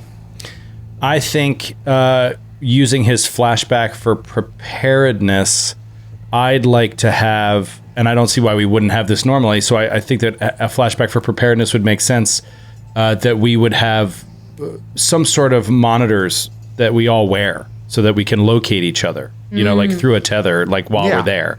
So he is going to try to find the other two. Like that's his main objective, is to reconnect with the other two first. I'm going to send a message like, get safe, get somewhere. I'm going to try and infiltrate just for a second, and I'll meet back up with you. And Dakota, what about you? What are you going to do? Well, first I want to use my tether to look up. This isn't what the weather is. Is this weather a deviation what from I'm the gonna ask timeline? about. Right, because maybe what he kept happened talking about the weather. You're right. is That's what I was going to ask them about. Like, ooh, what a right. storm. This can't be normal. I don't think it is. And maybe that's why the paratroopers didn't come down, and that's why the whole thing failed. So I'm just gonna do a quick. I'm like hunkering down. I'm doing a quick look up on my tether about the weather. That's what I'm doing. Yes. On June 6th, 1944, the weather was so bad that they thought they would have to cancel the D-Day invasion. At the last minute, the weather broke, and they were able to go forward with the mission. So, but it looks like in this timeline, the weather did not break. So how the F did the cockroaches change the weather? Or maybe I don't know, but maybe the paratroopers were like there for days, you know? I don't know, but... All right, yeah, let's not speculate too much before we get more clues. Oh. Who goes there? Oh, and I'm saying this in a perfect German accent. Yes. Unimpeachably perfect. Go. Unimpeachable, perfect German. Oh, hello. It's me, Private Franz. You remember me? Private Franz. He's yelling over the rain. We don't actually remember you. Have you come with orders from command? Yes. A long pause and then da. Yeah. Okay, I have actually. Your orders are to tell me everything that's going on in your life. How are you? It's been so long. You don't What's remember happening me? is I'm sick You don't of remember being... me for basic training? No, I don't, and I'm sick of being stuck out here in the rain. Oh, when it's there's awful. I know. I absolutely hate no it. danger of any sort of action tonight. Look at this weather. I know. No, definitely. Those allied cowards, they don't know anything about real German, French weather. What are you guys looking for? What are you doing? What's the deal? Crazy storm. Who are you Do you again? hear that? Private Franz? Private Franz, you know me from basic training. Okay, your booster is doing a lot for you. The rules are really helping this role play. They'll talk to you, and they basically are out here to guard the causeway, but they really resent it because the weather is awful tonight, and they don't think that there's any danger of anything happening. definitely. You're definitely right. There's absolutely no danger of anything happening either today or tomorrow. And I heard that from command. Those were actually my orders, was to tell you absolutely no danger of anything happening today or tomorrow. Great. Does that mean that we can go back to base? Yeah. And you're replacing which of us? All of you, actually. Okay. Yeah, I did so well on my exams that I actually have the strength and efficacy of 3 German men. So They kind of talk to each other and look at you suspiciously. I know it's hard to believe. They're rank and file soldiers. They're not going to look a gift horse in the mouth, and they head back to camp in their truck. Leaving you to guard this area. They are probably going to report you because you are acting very strangely. Very weird. Yeah. Now we've learned something in this scene. What would we like to do next? I'm just gonna meet up with my allies. Maybe I'm not gonna stay here because they reported me. So I know that I was acting weird, and they're probably gonna come investigate. So I want to meet up with my pals. All right, hear me out. Runner of the game. Oh, Jared Logan, arbiter of the rules. Yes, I have the power. Speak. I feel like one could argue that my falsehood detection could determine whether or not the weather pattern is being manipulated or caused by like a mad scientist of sorts. Falsehood detection couldn't tell you that. Falsehood detection is an interpersonal investigative ability. Oh, you're right. It does. It says it right there, interpersonal, which is why I started this with Hear Me Out. Okay, I wanted how to try and about- convince you. Thank you, Paula. Thank you You're welcome. That give for you an idea? teaching me how to play this game. Now You're we welcome. I did that on finally get purpose. to Captain Pate's outdoor survival. Woohoo! He's seen a hell of a lot of storms. Yeah, as Paula said, like, is there anything about this storm that seems artificial or manufactured or based off of a device or a science of some kind, as opposed to the way, a thunderstorm naturally occurs? I'd imagine Captain Pate has been caught in several storms of Yeah. Outdoor and survival. I will spend a point on that. Outdoor survival. Oh, you're spending a point.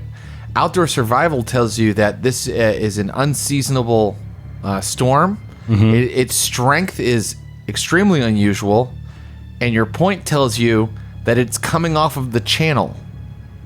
The source of the storm is it's coming in off of the channel onto the coast of France. Okay. It's almost as if it's emanating from the channel itself. Okay, so he'll share this with you guys, like looking at the looking at the sky, feeling the wind patterns, the flashes of lightning. Do they even have hurricanes in France? No, I don't believe so. Something is coming off the channel in a way that is extremely unusual. All right. Well, we got to figure out what's causing that, right? What if we I know it's real hard jumping right now. We're all completely, we're not stable, but what if we jump back to like right before the storm forms, and maybe we can see where it's coming from on the channel or stop it or something? Because something's causing this to happen in a way that it shouldn't. How and I far- don't think we can get out there now in the middle of the How far storm. are we from the channel? I mean, you are walking distance from the We're beach. like right there. Yeah. Let's go. Let's just go there I want to first. go now. I want to look at it yeah, now. and see All right, if let's we just go and look actually and see what we physically see see. anything. Yeah. Can we get in a boat or something? I mean, Captain Pate's a seaman. Only if we're very lucky. There are many German checkpoints between here and the beach. Boy. Well, I have it. Yes, Imogene. This time, not Private Franz. No. Major Colonel Franz. You'll be Major your Colonel staff Franz. sergeants. You're moving through quickly. You are not to be disturbed. We, and he looks at Dakota, will not do any speaking. No. Okay. And we will work our way through these checkpoints quickly. Wait a minute. Yeah. Captain Saying that K, we're why you look at urgently me? needed at the channel. When you said we couldn't do any speaking, like I'm the one who doesn't know how to talk to Dakota, people. you're already breaking the rule. Okay. I'm gonna spend 3 points. 3 points of disguise. Okay. And I know what the difficulty is, so go ahead and roll that, and we'll just deal with this over the course of the night. As you stop at each of these checkpoints, you must talk your way through. Would our military tactics help lend any credence to her? Are you disguise? spending points from it? Yeah, I'll spend a point. I'll spend my point in military tactics Plus to try 1 and to your help. roll, so plus 4 now. Okay, well, I rolled a 3. So that gives me a 7. A 7. You handily talk your way past the different checkpoints, and soon you are standing on the edge of the English Channel on Omaha Beach, where in just a few scant hours there should be Allied troops marching up the beach, firing machine guns. But you're pretty sure that this storm still has a lot of power in it. And it's really hard. Like your jackets are being whipped around, or rather your impersonator mesh is. Your faces are wet. It's hard to keep your eyes open because the rain is almost going sideways. You can't see anything out on the water that looks unusual. But from this vantage point, it does definitely seem like the entire storm is coming off of the water here. Okay. Seeing nothing here, perhaps Dakota's right. We jump back to the start of the storm. When does history say the storm began? Was it that day or a couple days before? Or? A couple days before the weather started turning bad, probably June 4th. Okay. Perhaps Dakota's right. We go there, see need the to see source how of the it formed. storm, and see if anything is fishy about it. We could perhaps commandeer a Anything's boat. fishy about it. I didn't even notice. That's Perhaps good, commandeer Captain a boat, go into the channel ourselves, against all recommendations. Most boats will be recommended to stay in port. We could take one out. And he's like completely confident in his ability to like handle the storm in a boat, right? So, yeah, let's does that sound reasonable, Jared, to jump to the British side of the channel the day of the storm and wait until people's boats are like locked up because they know a storm's coming, and then steal one and go out into the channel? Sure. So you want to land in sort of an Allied camp on the British side of the channel? Yeah, I think so. Or even just a civilian dock, like Yeah. just on the channel. I can tell you that, well, first of all, let's travel, and then I'll tell you kind of where you end up exactly. Okay. So give me Spending my travel stitch. tests. Yes, spend stitches if you can. Captain Pate still doesn't have to That's right. spend anything. He doesn't have to take a Got travel one test. left, one freebie left. I failed mine. Okay, lose 2 more chronal stability, Dakota Blaze. Oh no! I'm feeling real rough. Where are I'm you? At 4. 4 At of 4. 10. I'm like, wait, what are we doing here again? As soon as we land. Yeah. So you've landed outside of a beach on the southern eastern coast of England. And there is some dark clouds in the sky already here on June 4th. And you're near a sign that says, you know, it's very official, and it's definitely put there by the Royal Army. And it says, this beach closed.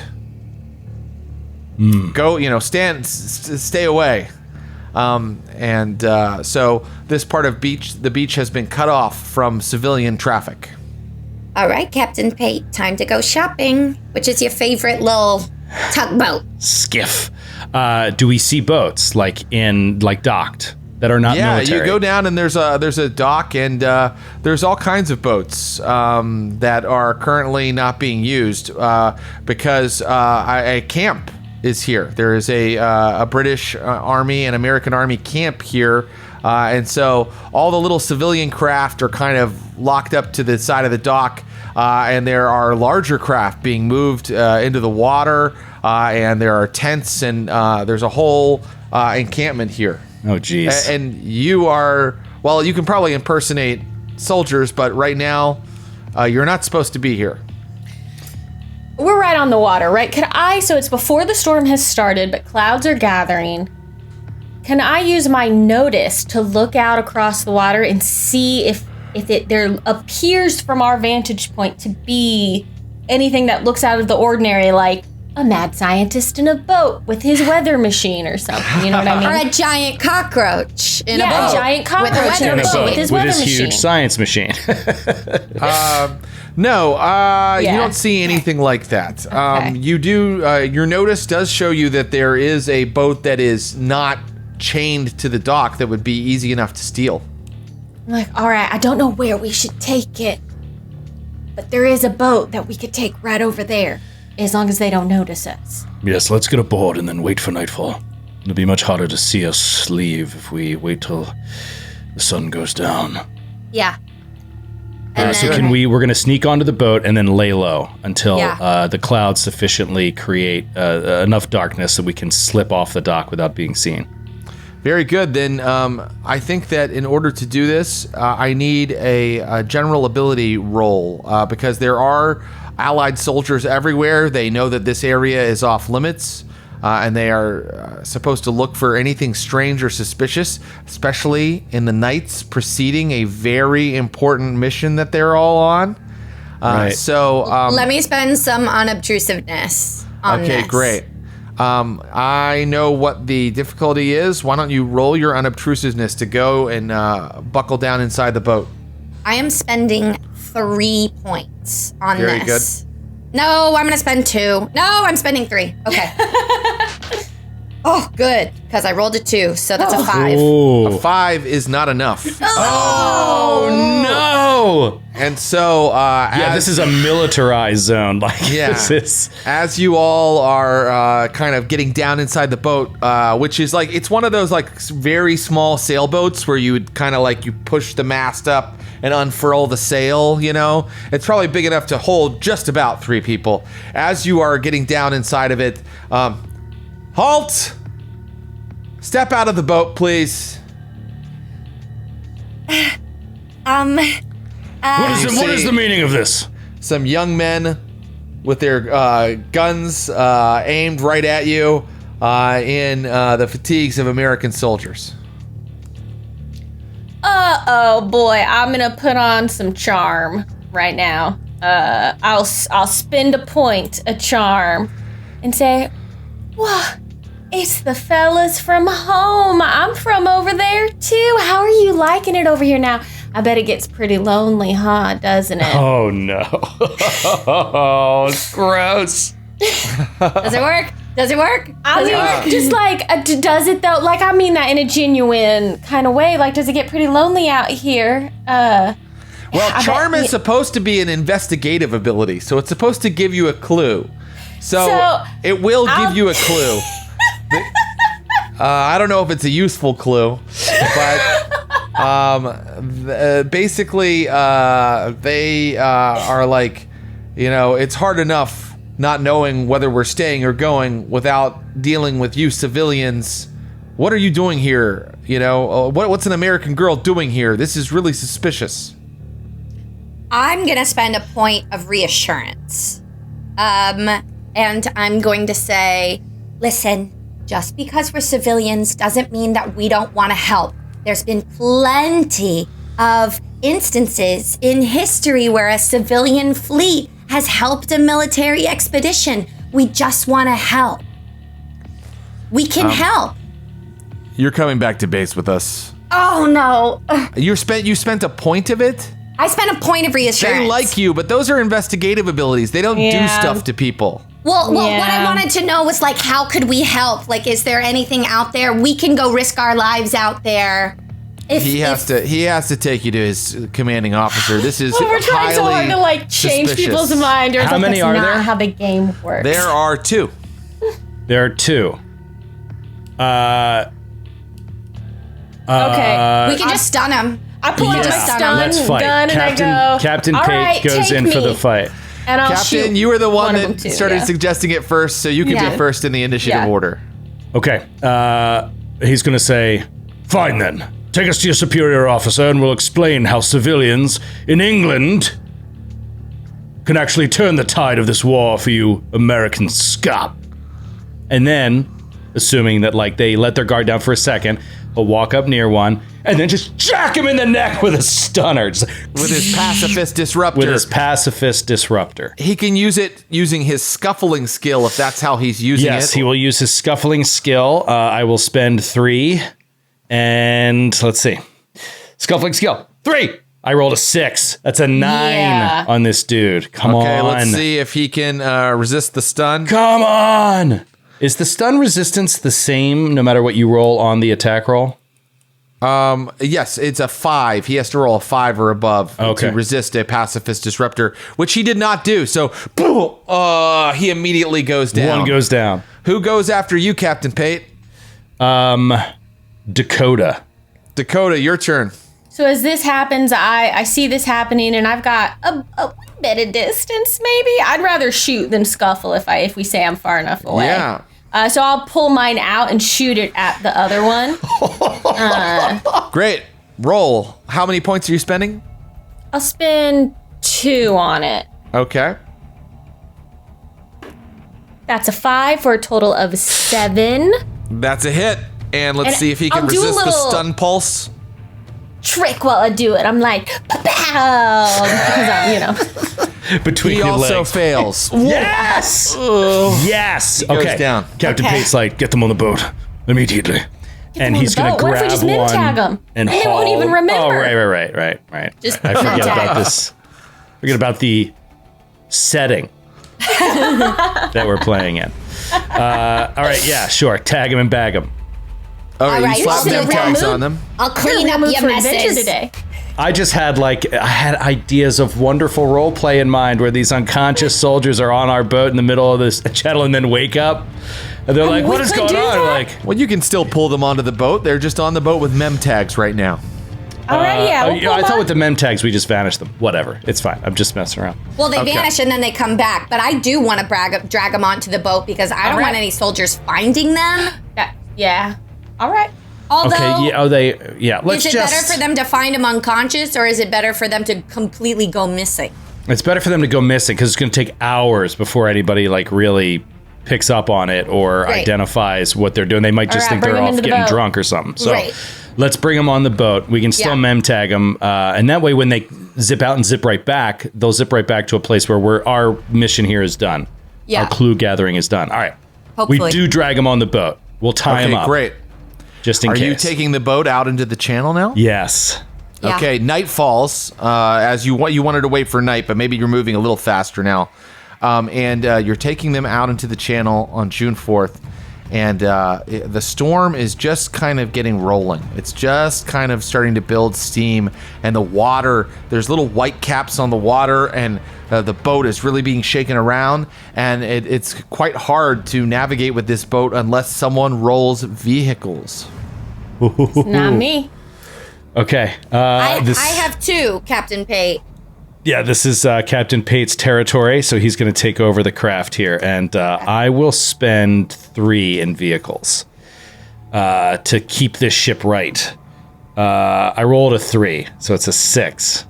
Okay, that's enough. That's good. Okay. So you managed to keep the boat upright and moving out into the middle of the channel. And where are you going? Are you going toward Omaha Beach? Yeah.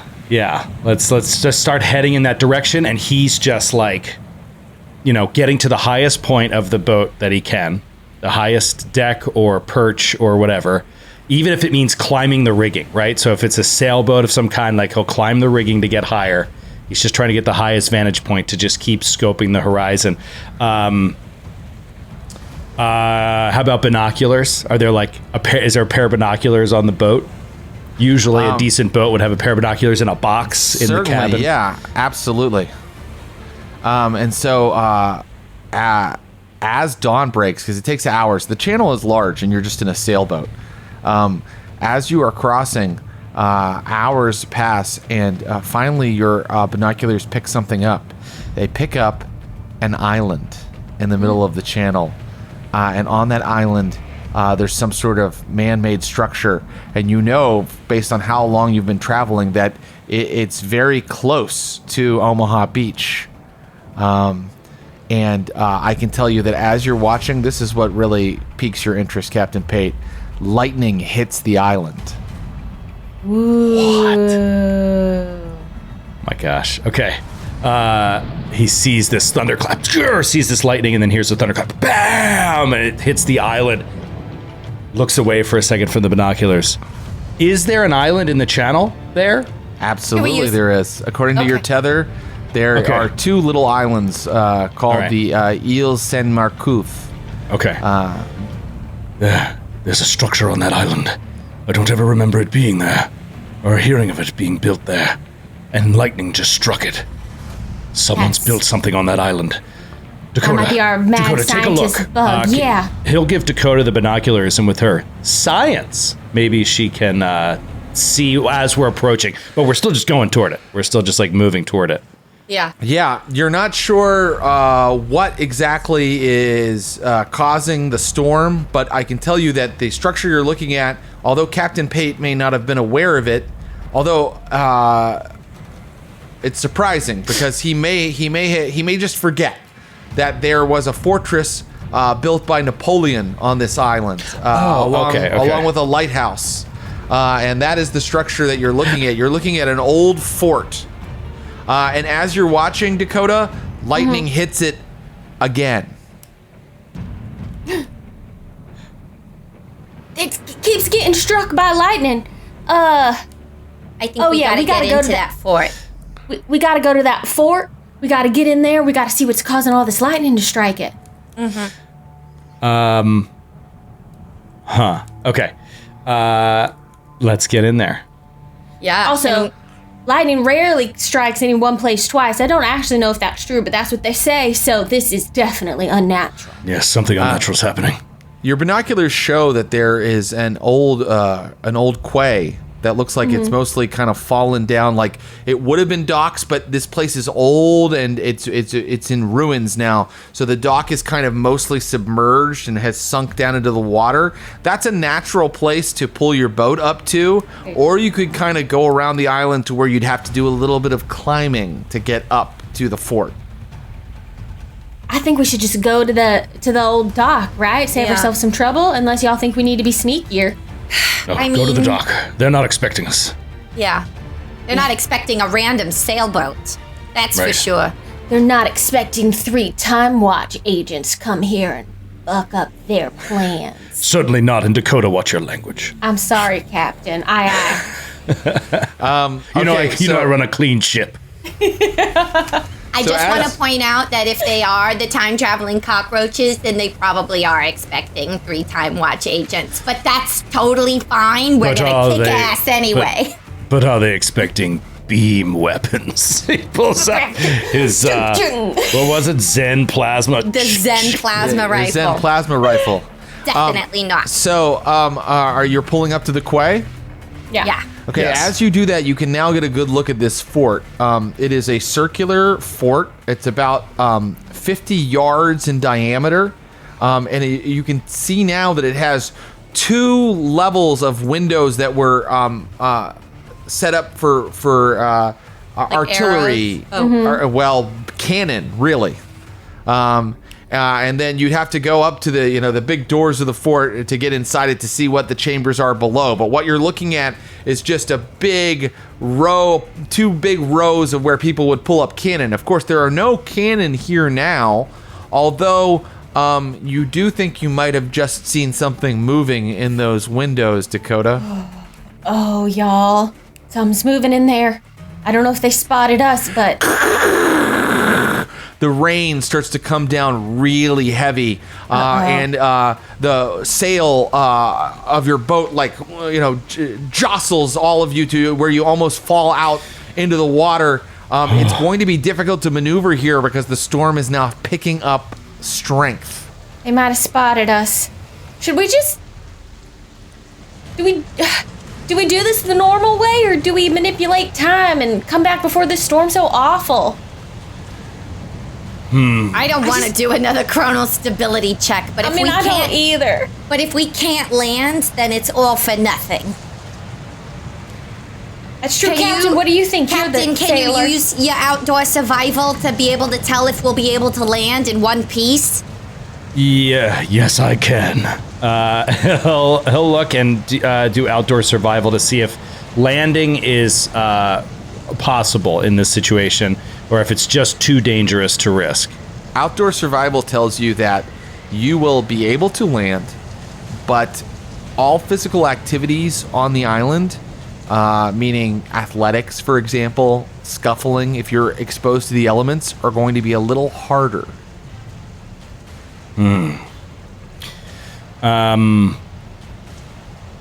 But what about unobtrusiveness? Would we get a boost to unobtrusiveness because it's hard to see? Yes. Well, I'll leave it to you. Or am I the deciding vote here? Well, Captain, you've Dakota always been our says captain. we go back and get to the island before whoever this is ever arrives. Excellent idea. And you, Imogene, you want to use the storm as a way to sneak up and take them out when they least expect it. Hey, Am I man, right? I'm a spy. That's what I do. I sneak up and listen. And that's kind of how I want to handle this. But, Captain, I'll follow you anywhere. Yeah, I mean, whatever. If you think we can get there and get up there safely without the storm getting in the way too much, then let's just go in there, bust up whatever they're using to manipulate the weather and be done with it. All right. I agree. It's too risky to take another jump. More risky than landing this boat. I know I can do it. So We he's believe in going to you. land the ship. I'll Very just look good. at the captain and I'll salute. Captain. You've already done your outdoor survival roll to keep the boat kind of upright, and I think that landing, I'm not going to do double jeopardy. You were able to land the boat, no problem, but climbing out of the boat is quite a chore in this roaring storm. And so let me know how you're going to approach the fort if that is indeed your target. Okay. Imogene, I'll leave this to you. What's the best point of entry? We're looking at this structure. It's raining down in our faces. We look like civilians. Yeah, so we're just British civilians that have landed on this island. Well, if those windows are big enough for a cannon, they're big enough for a body. So, where did you see something, Dakota? Because I don't want to pick that window, but I want to sneak up to a window and try and hop in, essentially. You want to try to go into one of the firing ports. Yeah, because there aren't any cannons anymore. There are no cannon. They are a bit up, they're not on ground level.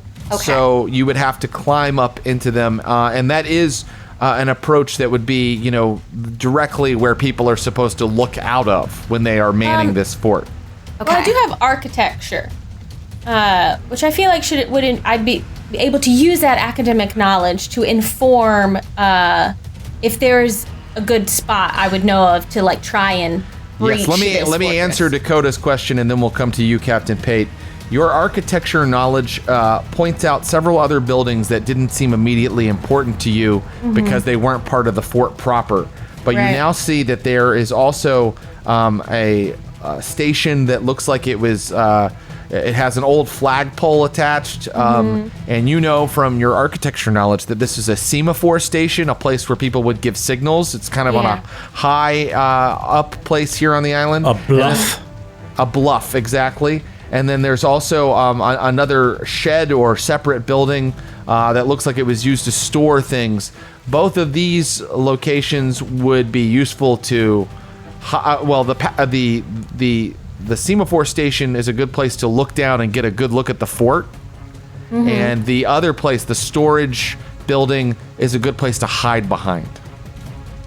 Well, we and could go up to this semaphore station and get a good look at everything and look down and see maybe we can see into the fort to see where they actually have their stuff set up and where we might be able to sneak in.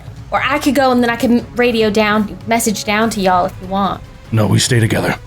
Captain is going to have the case, because it would have a leather strap. It would be a nice leather case, most likely, that the binoculars are kept in on the ship. So he'll put them in that, right? And then just wear them to keep them out of the rain. But we'll take the binoculars with us to go up to this viewing tower, basically. Semaphore Station. Semaphore Station, yep. And he'll let Dakota lead the way, but he wants to go as well. Okay. As we go, should I activate these MIM tags? Do we just want to leave these American troops in the boat? Anyone, y'all want to keep them still for any reason? Yes, send them back. And we'll just have them appear like right where they were a minute ago, patrolling the docks right there, because now we're not there, no one's there. Back in jolly old England, right? Back in jolly old England. Send them. Okay. I just don't want them to drown. Both of the soldiers disappear from your boat as you start moving up the bluff toward the Semaphore Station. And let's just see if you are spotted. Who is leading? Can I spend some unobtrusiveness again? Yes, you may. Okay. And you may roll it. Okay. And do we get how many points? Actually, hold on a second. May I? Because I think you need to save your unobtrusiveness for when you're solo unobtrusive. Like if you're going to go in and do something yourself. There's only one problem. She has the nothing to see here booster, which allows 0 unobtrusiveness Dakota to piggyback. Got it. I was going to just like spend mine because I'd be like, I could use it on the team actions. But yeah, that makes a lot more sense. All right, great. Yeah, sorry. I'm such a shining star. I'm You're hard always to just like miss. hooting and hollering everywhere you go. Like, just firing your 6-shooter into the air everywhere. Giddy up. Like Yosemite Sam, Sam. I'm here. Bang, bang. I'm right over here. Bang. Bang. Okay. Look at me.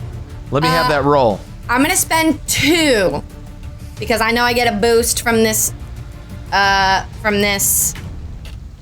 storm. Ooh, okay. 5. So that's 7. Okay. 7. Okay. And I'll go ahead and tell you the storm gives you +1 as well, so it's 8. Okay. So you are pretty sure you're completely hidden as you climb up the bluff to the Semaphore Station, and you could see, that this was a place where they would kind of signal offshore with flags to communicate with ships at sea. But of course, there are no flags. They would have rotted away long ago. There's just sort of the apparatus of the station. And from this vantage point, you can see down into the fort. And now, as you watch, there is a sort of an inner circle in the fort. It's circular, but you can see kind of like the courtyard of the fort.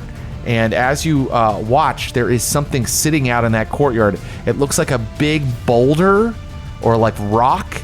And as you watch, lightning hits it again, and everything is lit up like bright sunshiny day for a half second, and then it's over. Would you like to continue to stake out this location, or would you like to move again? Or do something else? That's the thing we need to get, but the problem is we don't know how many people are there protecting it. Yeah, can we use the station one more time just to get a sense of where people are or how many there are? Yeah, you want to keep watching? I'm going to spend a point of spying. I want to notice how many people there are, how armed they are, if they seem like they're acting normally or if they're acting like bugs in skin suits. I want to spend that point of spying to try and like suss out everything. Walking around on patrol all janky. Well, your point of spying gains you. First of all, you realize that there are at least 5 other things in that fort. Okay. I kind of gave it away a little sooner than I wanted to. That's not a boulder. That's an Aziru. Boulder thing. Oh, that's an Aziru. Really big. It's a mama? It's a huge mama. And as you watch, lightning bug. the lightning is hitting the creature. And as you watch inside the fort, occasionally you see something. The reason it was spying was necessary is they're climbing up the side of it. There are at least 5 Aziru in that fort guarding the mama bug. Oh my God, this is crazy shit. What? And the rain continues to smash down on you, but they don't appear to be aware of your presence yet. Well, we do know that our Zen plasma rifles have extended range. They do. They can shoot from a distance. Maybe it's time to do a little sniper sharpshooting. let her rip. Like, I feel like we have the advantageous position here. We have the higher ground. We could just fire down on the mama. If they come at us, we'll have multiple rounds of firing at them before they get up here. All right. I don't know if they fly, I'll though. set myself They might, up. like, do their weird... As a spy, I mean, I'm dying to get in there and like listen and figure more stuff out, but that just does not feel safe knowing that we're so massively outnumbered and they're so tough and there's a giant one that likes lightning. Yeah. Oh, So boy. I say we plasma that bitch out of existence. All right.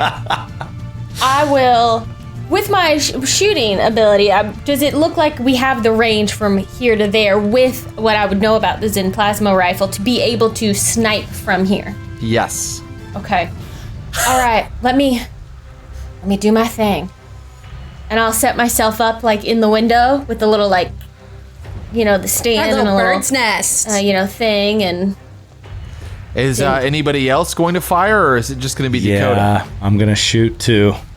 I All right. have a 0 in shooting. You can still roll it, right? Oh, you can't even roll I it. can't even roll, can I? Because I assume I fail every time. Right, Okay, Jared? that's correct. Yeah, if you have 0 in a general ability, you are assumed to be so bad at it you shouldn't try anything even remotely challenging. Is there any support role that I can offer? Maybe I take the binoculars from You're a spotter. from Captain Pate, and I use my notice or my spying to like be a spotter and to like try and Watch our back. their, Like, watch see their if anything's movements come- and watch our back. I'm gonna sounds just play a smart. support Yeah. role. That holler sounds smart. if anyone comes up. Let us know if they start coming up after us. You betcha. Good Alright. shooting. And wait. Before we fire, Yeah. let's have a plan to jump. If it turns bad too fast, we go back. We try to get here before they arrive. Yeah. Okay? Right. And we'll set a Here. time now, right, that Yeah. we'll jump to if it gets too hairy. But Years ago, 2 weeks ago. What yeah, are I'm you- thinking like 2 weeks ago. I'm thinking Yeah. like get to this Okay. island 2 weeks ago, and if they're not here yet, we could foul We them wait up when for they come here. May Yeah. of 1944. Okay, here we go. I think that since we established Dakota was firing, let's start with her in the initiative order. And who will go next, Dakota? Captain Pate's gonna go next. Great. And you may go ahead and make your shooting roll, which is slightly more difficult because you see that the rain is really kind of like, it's really hard to kind of see through. And it's quite dark out. So you don't have perfect visibility. I'm gonna spend 2 on this. No. That's a 3. So I you rolled a 1. You rolled a 1. Okay. Can I double tap though and try again, even though I know it'll be harder? Well, yeah. Let me tell you, your plasma blast, like this thing, like I said, it screams loudly. That's what I said in Right. the description. So Yeah. and this bolt of green light shoots down into the courtyard, but it just tears kind of out some of the soil and some of the dirt and the stones in the courtyard. It doesn't hit the creature itself, and yes, you may now double tap, Miss! Dakota. Tap All right, it again. shoot. Do it again. But you just said hello. I'm spending 3 more points. I need this to hit. Of course, I roll a 6. That said 9 total. Okay, that's a hit that time, and you may go ahead and roll your damage +2. Oh, nice. Roll high. So I rolled a 2, so that's 4. 4. Okay. 4 damage altogether. Yeah. Your plasma ray is like trying to penetrate the thing's shell, and when you get done, when you have to like you have to let off the trigger at some point so that the thing doesn't overheat. Overheats, yeah. Yeah, when you do that, you looking down and you can't quite tell if you've done anything to it. It doesn't appear to have moved. There might be like a little bit of a black mark on that outer shell. Okay. I missed. It's the rain, and I don't know if it's doing anything. Captain Pate, do something. Captain Pate, it's your turn. Oh, I don't like this. What if it's like impenetrable? Captain Pate, first, who will go next? Imogene or the bugs? The bugs will go next. And I will fire, and I'm not spending any points because I don't trust this thing. So let's see. I don't have a lot to spend. I have very low shooting. So I'm going to just roll, and hopefully I can roll high. And I rolled a 6. There you go. That's a hit. Okay. Come on, let's roll high again on that. DiMaggio, I also rolled a 2, so 4 points of damage. Okay, 4 points altogether of damage. Yeah. Okay. Your blast screams through the rainy dawn. And it seems to kind of like make the outer shell have like a little bit of a black mark on it, but the thing does not move, and lightning hits it again, and now it's the bug's turn. You see as 2 of the enormous Iziru roaches climb out of the fort, scamper down to where the lightning bug is kind of sitting. Then they look up to the semaphore station, and they know exactly where those blasts came from. I mean, there was clearly a ray of light between you, and they start scuttling in your direction. They won't reach it this round, but they're a little bit up the bluff by the time their turn is over. They have a special ability called lightning speed. That means that they are moving very, very quickly. And now and the large bug in the middle of the courtyard doesn't move, and thunder echoes through the night again. And now it is Imogene Dupree's turn. Imogene. Okay.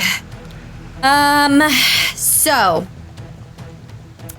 what I want to do. Okay. I can't shoot. So I'm trying to, I'm thinking maybe of using an investigative ability to try and figure out something from how that lightning bug reacted. Right? So I'm thinking, or what I could try and do is try and tinker with our guns to see if I can make them more effective. I think I just have to, farts. Both very interesting. If this thing is impenetrable, I think I have a different jump back idea. Okay. But let's see. I don't know. Let's see what your investigative ability does, and maybe on my turn I can say something, because I don't think that we're gonna shoot down enough of these things before they're on us. I think so too. I think we're gonna have to do a plan B. Yeah. I guess maybe notice or hacking for some. No, that's not gonna do it. Do you have science? I don't have science. I don't. What are you trying to figure out? I'm trying to figure out, so if it's a lightning bug, it likes electricity. I'm trying to think, does it have any weaknesses that we can figure out and suss out? So maybe if we jump, we have some clues what to do, even if we can't do it this time. Okay, what's the investigative ability that you are using? I'm going to use notice. Notice, yes. Okay. So, you notice that now that you were the one that realized that it was a bug, not a rock, and you notice that you guys are kind of aiming toward its like shell right now, which it's mostly covered by shell. But by looking very carefully, you think if you could pinpoint the very top, the very tippy top of the thing, there's a little bit of exposed head or something right there. It can't fully get down into its shell. So you think if you could hit that spot, you might get past its armor. All right, guys. I noticed this sweet spot right in his brain. If you can hit that, if we can kill Mama Lightning Bug, maybe that will solve all of our problems, fix the timeline, and these bugs won't even get to us. And Imogene is able to point that out to Dakota and Captain Pate. It just makes the shot a little more difficult. And Imogene, who goes next? I mean, that would be Dakota. This is your chance, Dakota. Save us. Save us all. Can I use preparedness?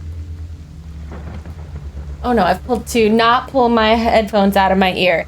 To pull out of my cyborg arm an attachment, like an extra scope, like an extra accurate like Stabilizer, scope. stability thing to give me a little buff on this shot, because I basically am out of shooting points, so I can't buff my shooting anymore. I'm like, maybe my preparedness, I can spend a point. Roll your preparedness. How many points are you spending?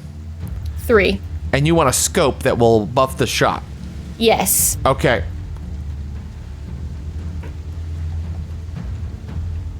I spent 3. I rolled a 1, so that's 4. I don't know if that's good. So that's a 4. Enough. I think it is good enough. I think that you are able to. Get out of here, die! Yeah, you're able to pull out. It's a very basic scope. It's the kind that would go onto a rifle or something like that. I don't think it comes out of your cyborg arm. I think it's just something as a sharpshooter that you keep on you. And you're able to mount it onto your beam weapon. All right. Then I'll shoot at it if I still have an action left to do so.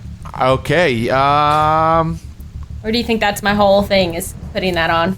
I think putting that all and putting it together, we're in combat time. I think that's all you got to do. Who goes after you?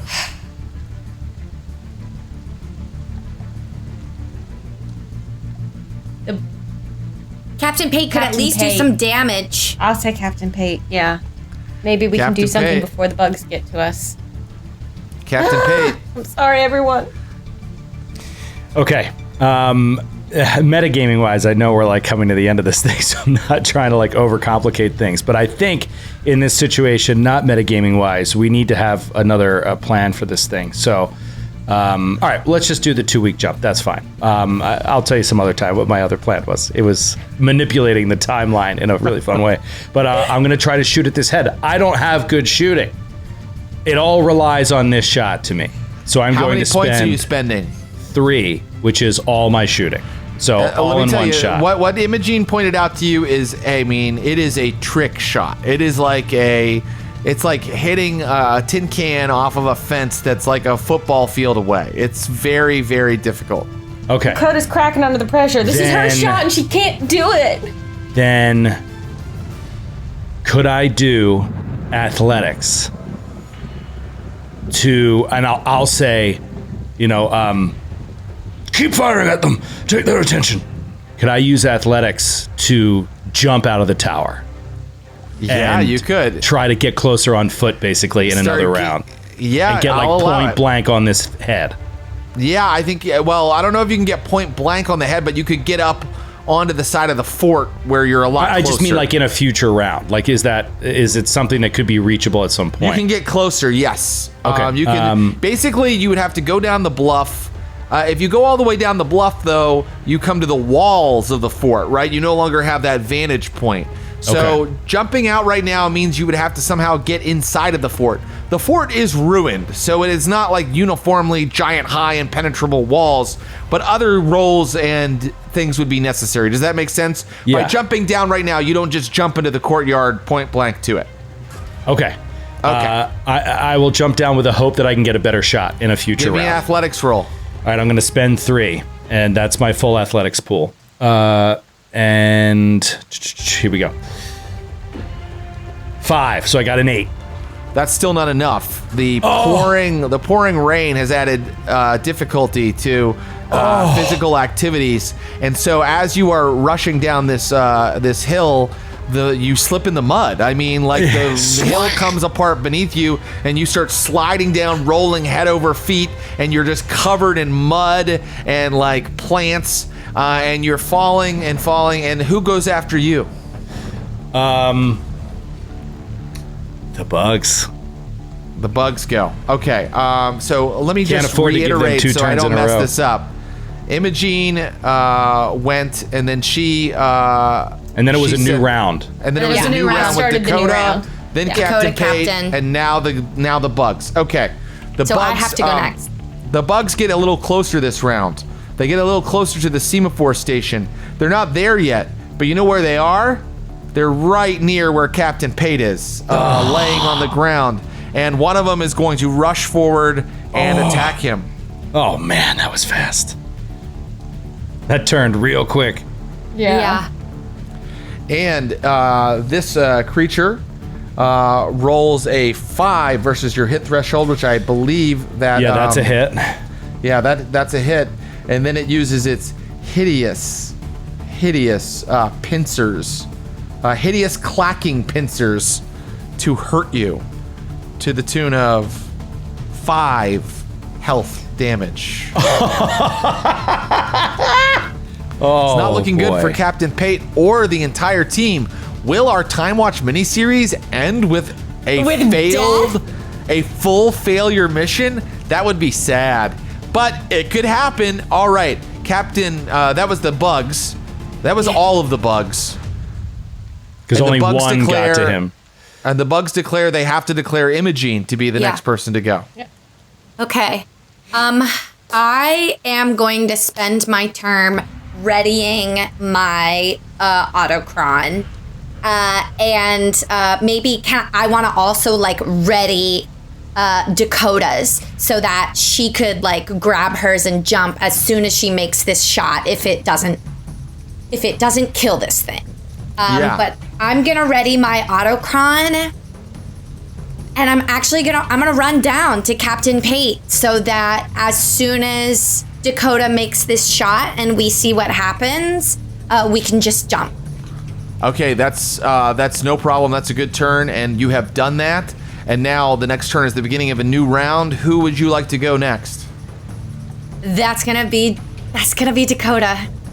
All right, your autocrons rev up. They have the exact date you all agreed on, flashing in the visual display. You lay Dakota's down by hers, and you run through the rain down toward where Captain Pate lays, covered in mud, with an enormous Iziru cockroach, and it's holding him down against the side of the hill with its pincers. It's got its pincer through like his shoulder, like holding him down, and it's twisting its pincer. And now it is Dakota's turn. Dakota, what do you do? Well, flashing through my mind the whole time I've been taking these shots is the horrible slow motion image of blowing out the brains of William Shakespeare. That, unfortunately, was not erased from my brain during our memory scrub. And I'm shaken and I'm upset about it. But this isn't a person. This is a bug, and this bug needs to be squashed. And I've got my scope on, and I have 1 point of shooting left, and I will spend it, but it's only 1. And I'm going to roll, and I'm really nervous, and I don't know what die to use, and I feel a lot of pressure, and I'm failing the team. Oh my god, that's okay. We're just gonna jump. We're just gonna jump. Know. If you miss this, we're just gonna jump.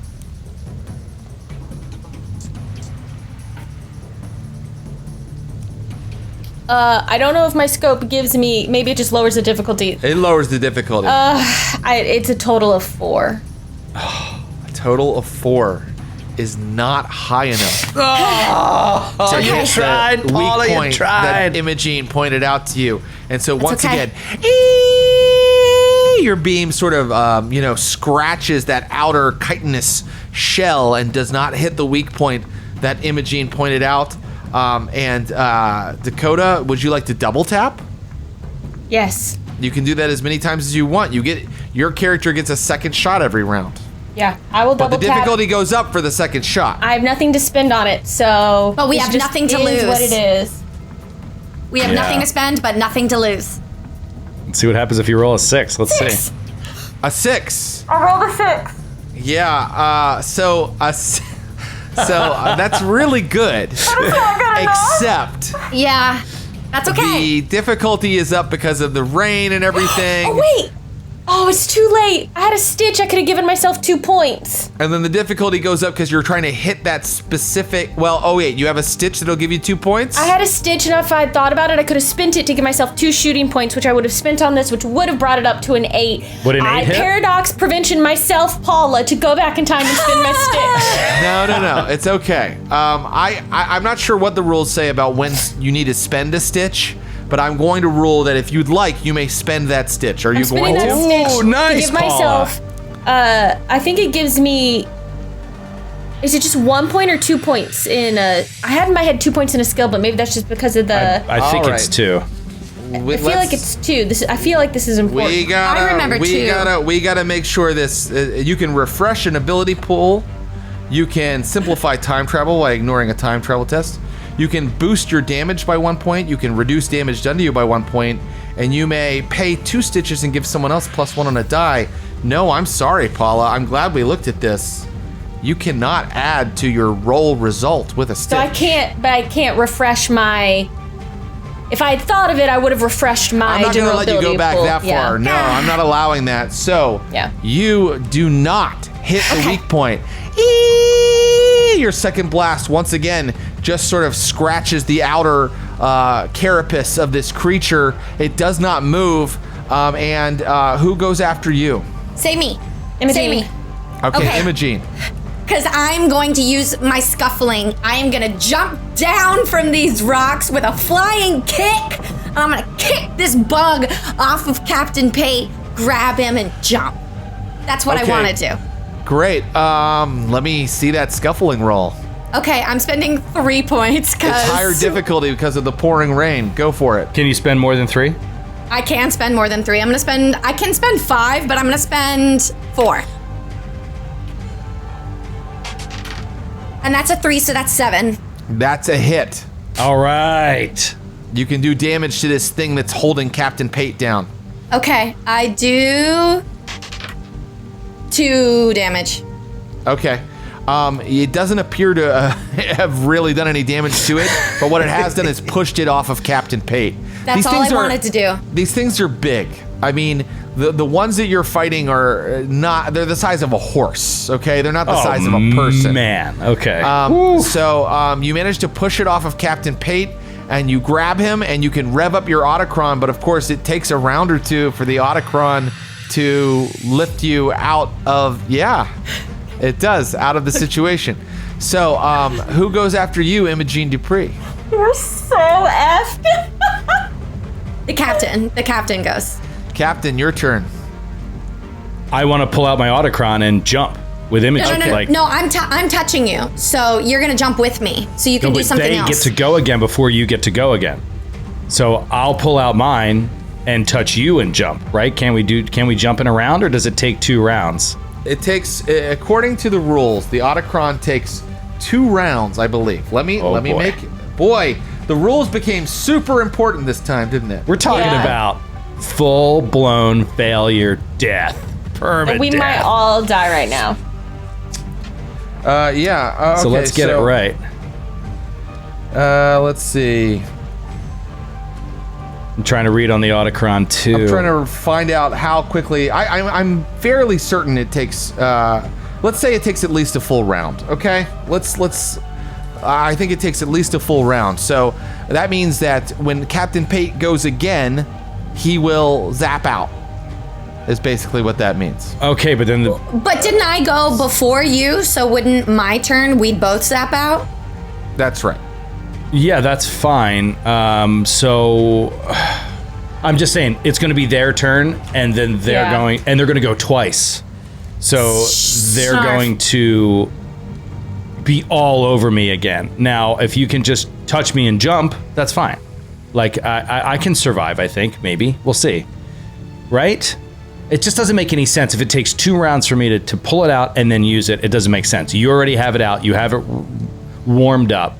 So I'll just try to hold them off until we can jump. So let's try it. Okay. See if you can like push him or maybe distract him, maybe with like taunt or something. See if you can distract him by talking to him. Hold on a second. Logan. Yeah. Do I have any step better shot at the head from here? That was the whole reason for jumping down. And now this bug has been knocked off of me. Yeah. And even if I'm prone, can I just like grab the beam weapon from the ground and just try to into its brain? Yeah, you still have a vantage point. Of course, you fell. So Prone's it's not even better for ranged weapons. Okay, yeah. If you want to try, I'm going to allow you to do it. Like a sniper on the ground. Exactly. I'm just thinking if we hurt this thing, it might distract them for a second or freak them out or something. Yeah, so do you want to shoot at the thing again? Yeah, I don't think there's anything better to do. I'm not going to punch this horse-sized bug in the face. So, yeah, from the ground. Okay, I'll just try to grab the beam rifle and fire. Okay, great. Give me a shooting roll. Teeth. I'll spend 3 points of shooting. And here we go. Come on, Pate! Oh. That's a 5. I rolled a 2. Okay, I'm sorry.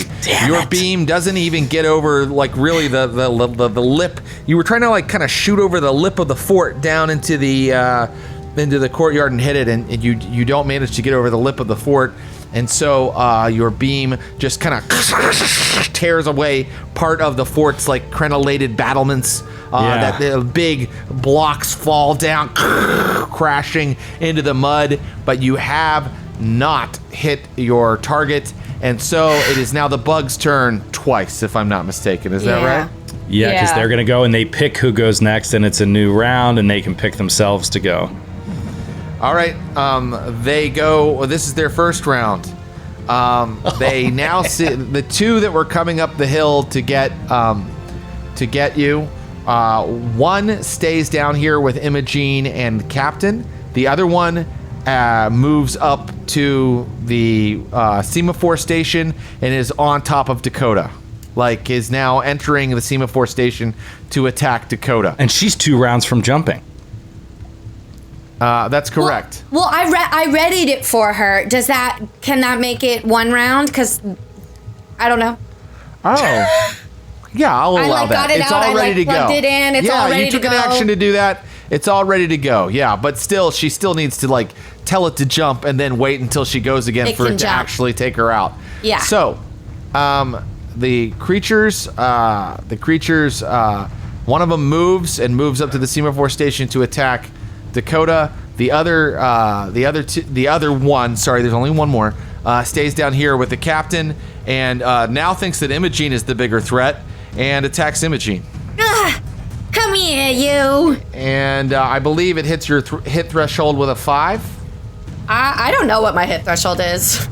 It's a 3. It's 3. Yeah. Unless your athletics is 8. No, yeah.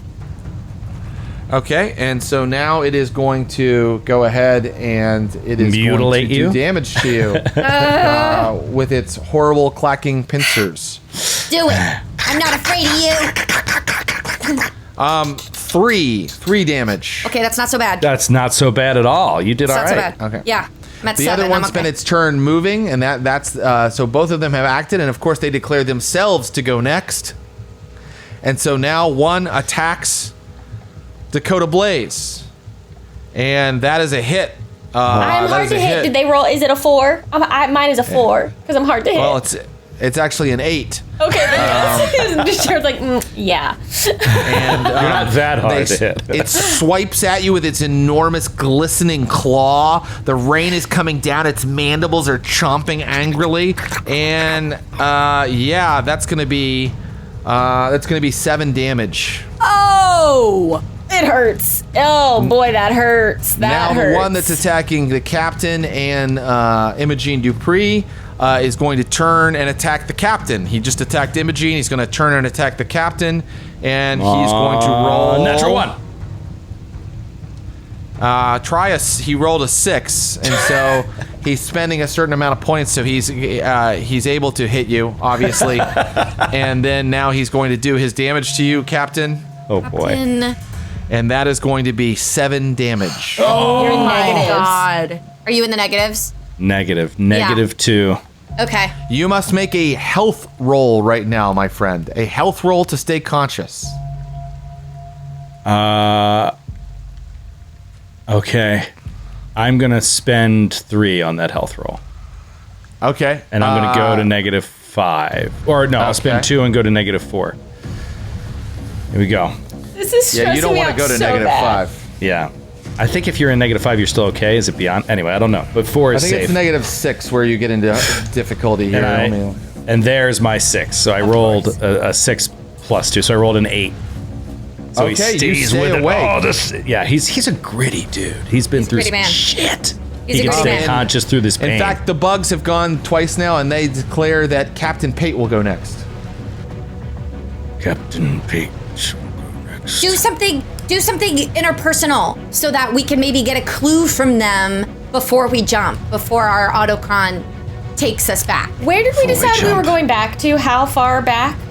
We said 2 weeks at just the semaphore station. Now, knowing what we know of these creatures, Well, with this different vantage point, could I... I'm thinking... Well, tell me, Jared. I'm thinking military tactics. And I'm wondering if we can... Like... Could I know from these creatures, like, how would they get something this large onto this island unseen by anyone? Like, how do they move? How did they move it over water? Does it fly? Does it, like... I'm just trying to get a clue here before we jump. Yeah, I can give you that clue. Your timecraft tells you that they probably time traveled onto the island. Right onto the island. Yeah. And is there any clue that I could get? I know I already did one, but could I use notice to see if there's any indication of how long they've been here? And I'm not talking about days. I'm saying, like, is there any indication from the creatures, like, setup that it's been there for, like, months or something like that? They don't really have a lot of equipment or paraphernalia that would let you know something like that. And also, you're in the middle of a raging rainstorm with the bugs actually ripping your body open. So... okay. All right. That's fine. So I'll just try to, Can you use taunt to get them to tell you something? Like, let something slip? Okay. I don't have taunt. Tell me something? Yeah, I guess they do talk, don't they? Yeah, they talk to you, especially. Yeah.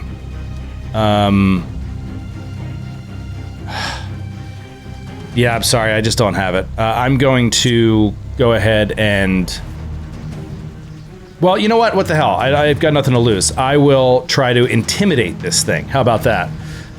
So, like, as the rain is pouring down on the captain and he's wavering, about to go down from the blood loss and the pain, he just, like, looks at this bug and he's like, "You know it's meaningless.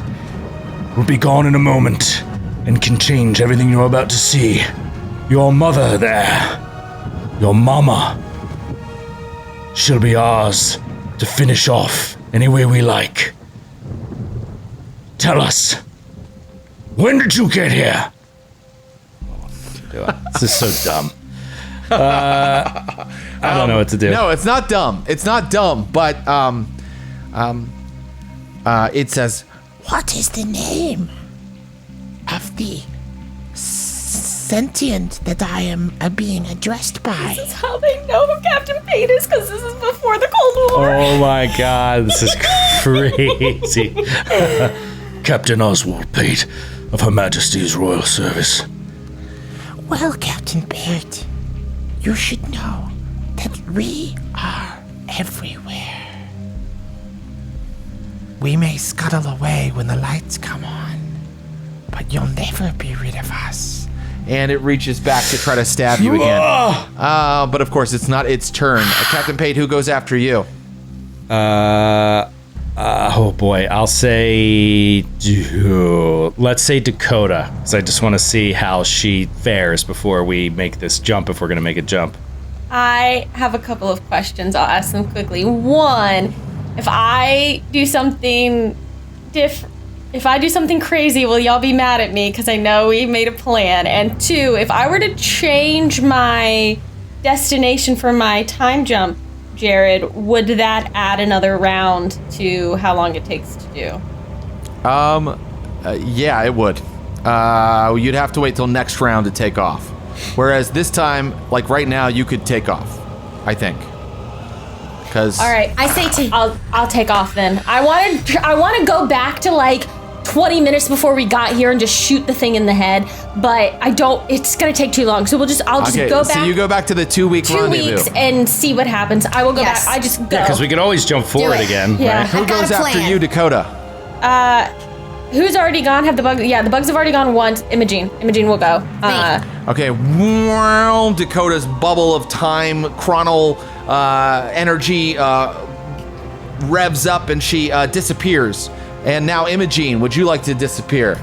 Yes, I want to get us out of here. Your bubble appears around you, and you have Captain Pate inside of it, piggybacking with you, and suddenly the bugs that are like reaching for you kind of slide away. Suddenly space becomes funny, and they seem more distant, and the next thing you know,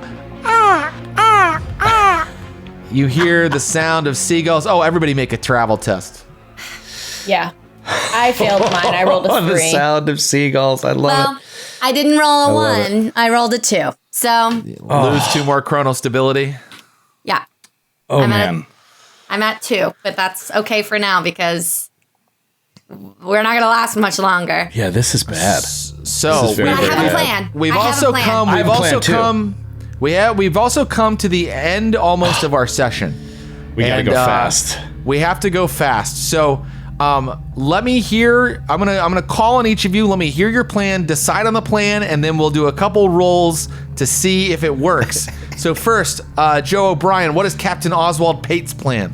Okay, well, outside of like the immediate plan, which is like reality anchor for both of you guys. Yeah, because I'm and- like in a heap crying as we land, basically, because I've lost almost everything. Yeah, and so reality anchor, whatever. And then I also am at -4, so I'm like barely on my feet. We'd have to take care of all that. Now, assuming that would get taken care of to some degree.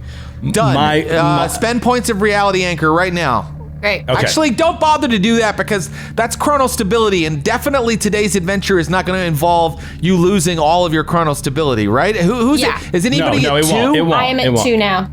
Oh my God. Okay, I'm so at 2. who's spending reality anchor? Oh my I'm God. spending 2 points of reality anchor to get them both back to 4. You're both at 4. And we should be fine. We should be fine for done. multiple jumps. So that's taken care of. My health needs to get taken care of. But outside of that, my one idea was, what if we went back a long way, just to divert this one situation?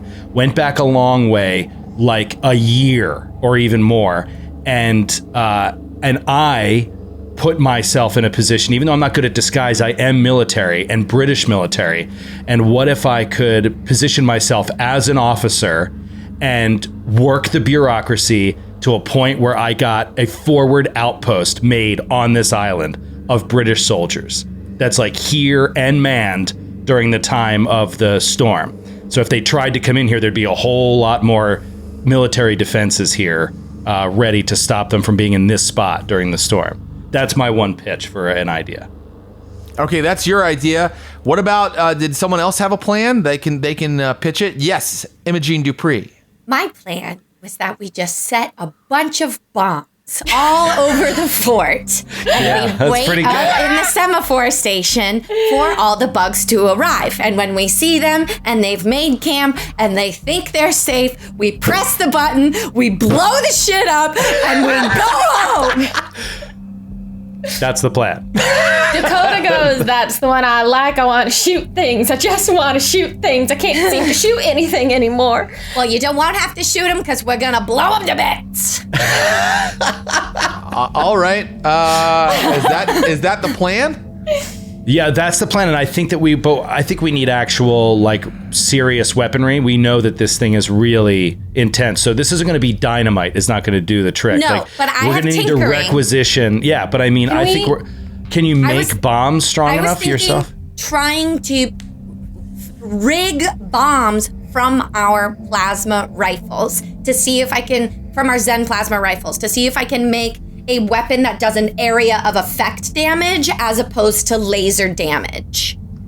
Okay, so you're standing out here in the fort 2 weeks ago, right? And it's completely quiet. There are no bugs here. So you've been able to sit here and plan for hours. You've already been talking for hours. Captain Oswald, he gave his plan to perhaps get the British military involved. Now you're listening to Imogene, who's saying maybe we can tinker with our plasma rifles and turn them into an explosive. Dakota, you were about to give your take. Yeah, I like what Imogene is saying, but what I think is we should make it a concentrated thing. We know exactly where that mama bug is going to be. We put it under the ground right there, so when she starts to do her thing, we set it off, it takes her out. I think we need to make it as localized, but as potent as possible, because to protect the timeline, ultimately, we need to keep this whole place from just getting blown off the face of the earth. We just need to stop the bug. So can we localize it? We can tinker together, you and I bet we could localize it to this one spot where we know the bug is going to be. I bet, yeah. Do you guys want to try that? That's what I want to. That's my plan. Yeah. Yeah. Is everybody in agreement? Yeah. Yeah. I'm in. I don't know. You guys think it's powerful enough? The re-rigged plasma rifle? Also, we got just 3 of saying, we are then leaving like science fiction technology or futuristic technology on this island, right? Wow. No, this whole fort would hopefully be destroyed. Well, I'm suggesting we don't destroy the whole That's what fort. she was saying, was she doesn't want to destroy it. She doesn't want to sink the island. Well, after we blow up, we just go and we collect all the pieces. You would probably not be able to create a bomb that would sink the whole island using the equipment available to you currently. Yeah. Right, so I was thinking, same idea, but like mix the 2 ideas. We go a little bit further and we just, even 2 weeks is fine, but like we use our skills to, infiltrate the military and get a bomb, like a British bomb that we bury under the ground, like out of a bomber, just a big old honker, and we just bury it under the ground right in that spot. And then we just blow it up. I mean, it won't sink the whole island. It'll destroy part of the fort. But if it happens during the middle of that storm, it won't be noticed by anybody until a long time later. And then it'll look like a British bomb got dropped here. So I'm fine with that plan as your game master, but I will warn you, that sounds like it would require several travel tests, and your chronostability is quite low for 2 of your agents. There's absolutely no way in 2 weeks' time you can go to the mainland, get someone to give you a warhead from a plane and bury it. But if you guys are willing to make a couple travel tests right now and see if you are subsumed into history by losing all of your chronostability, then I will allow you to try that plan instead. Let's do it. We're good. Okay. It's just going to be me. Are you sure? I think so. I'll be at risk. I can make 3 jumps and lose all 3, and we'll still be fine. All of us. While you do that... Because I can keep you both up.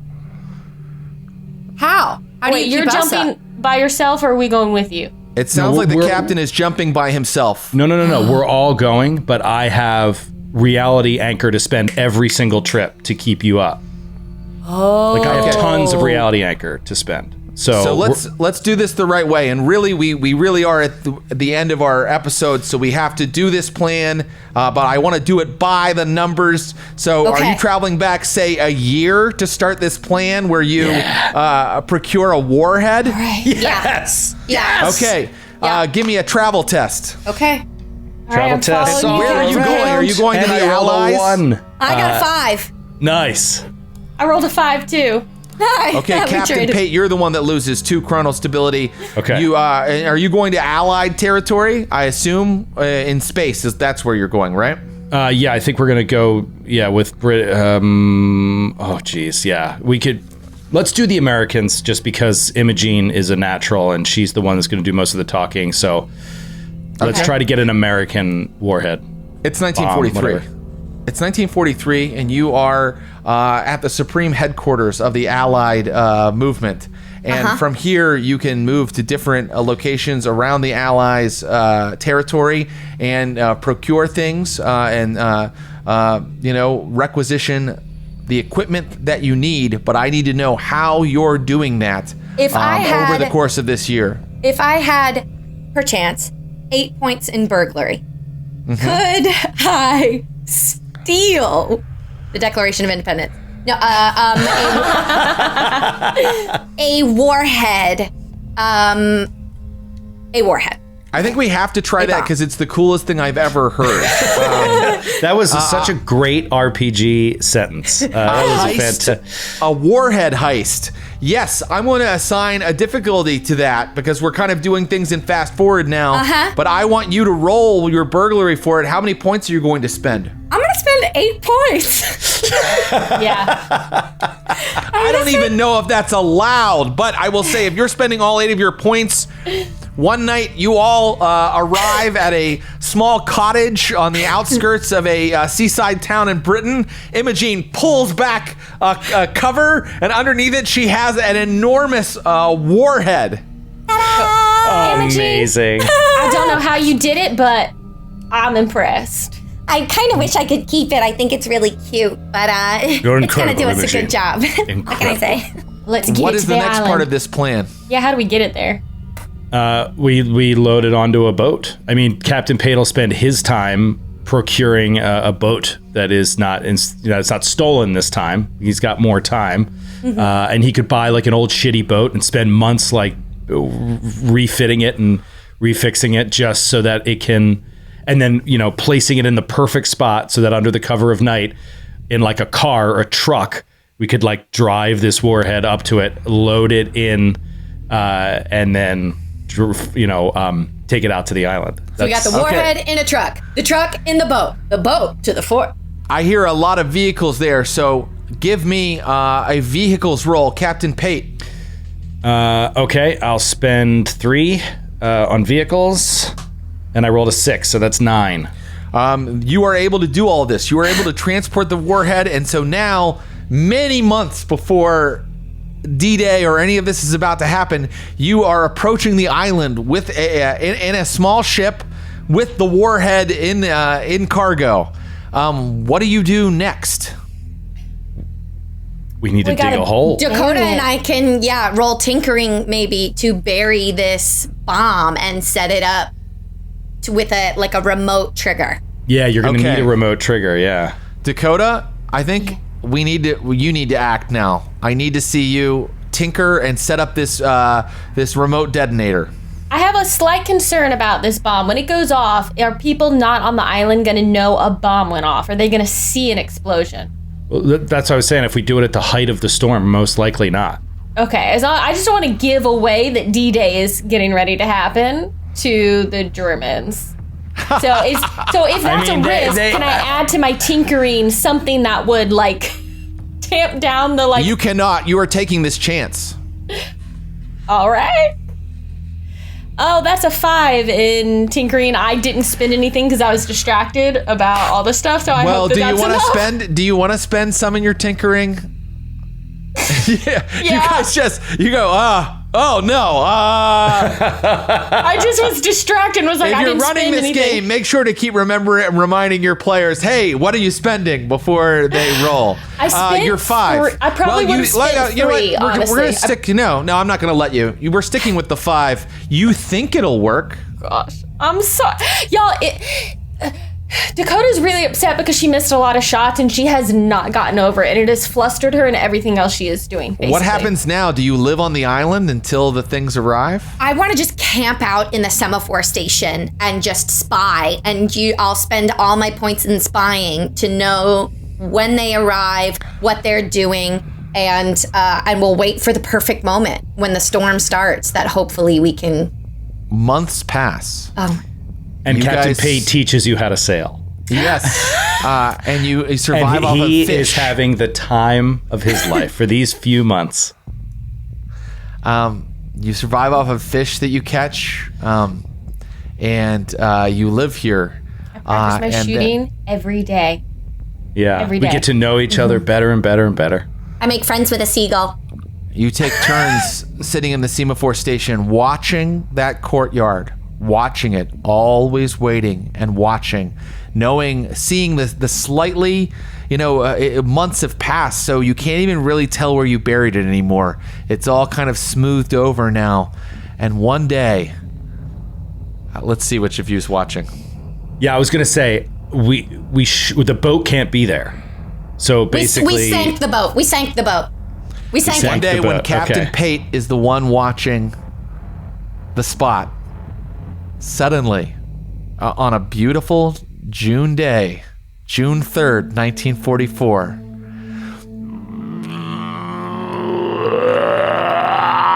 the sky, the air right there in the courtyard starts to ooze with kind of a brown bile as something tears its way through reality. Click, click, click, click.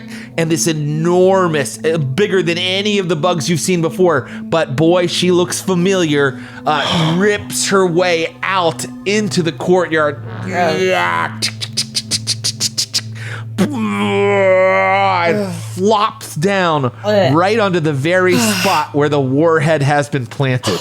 Yes, you big dummy.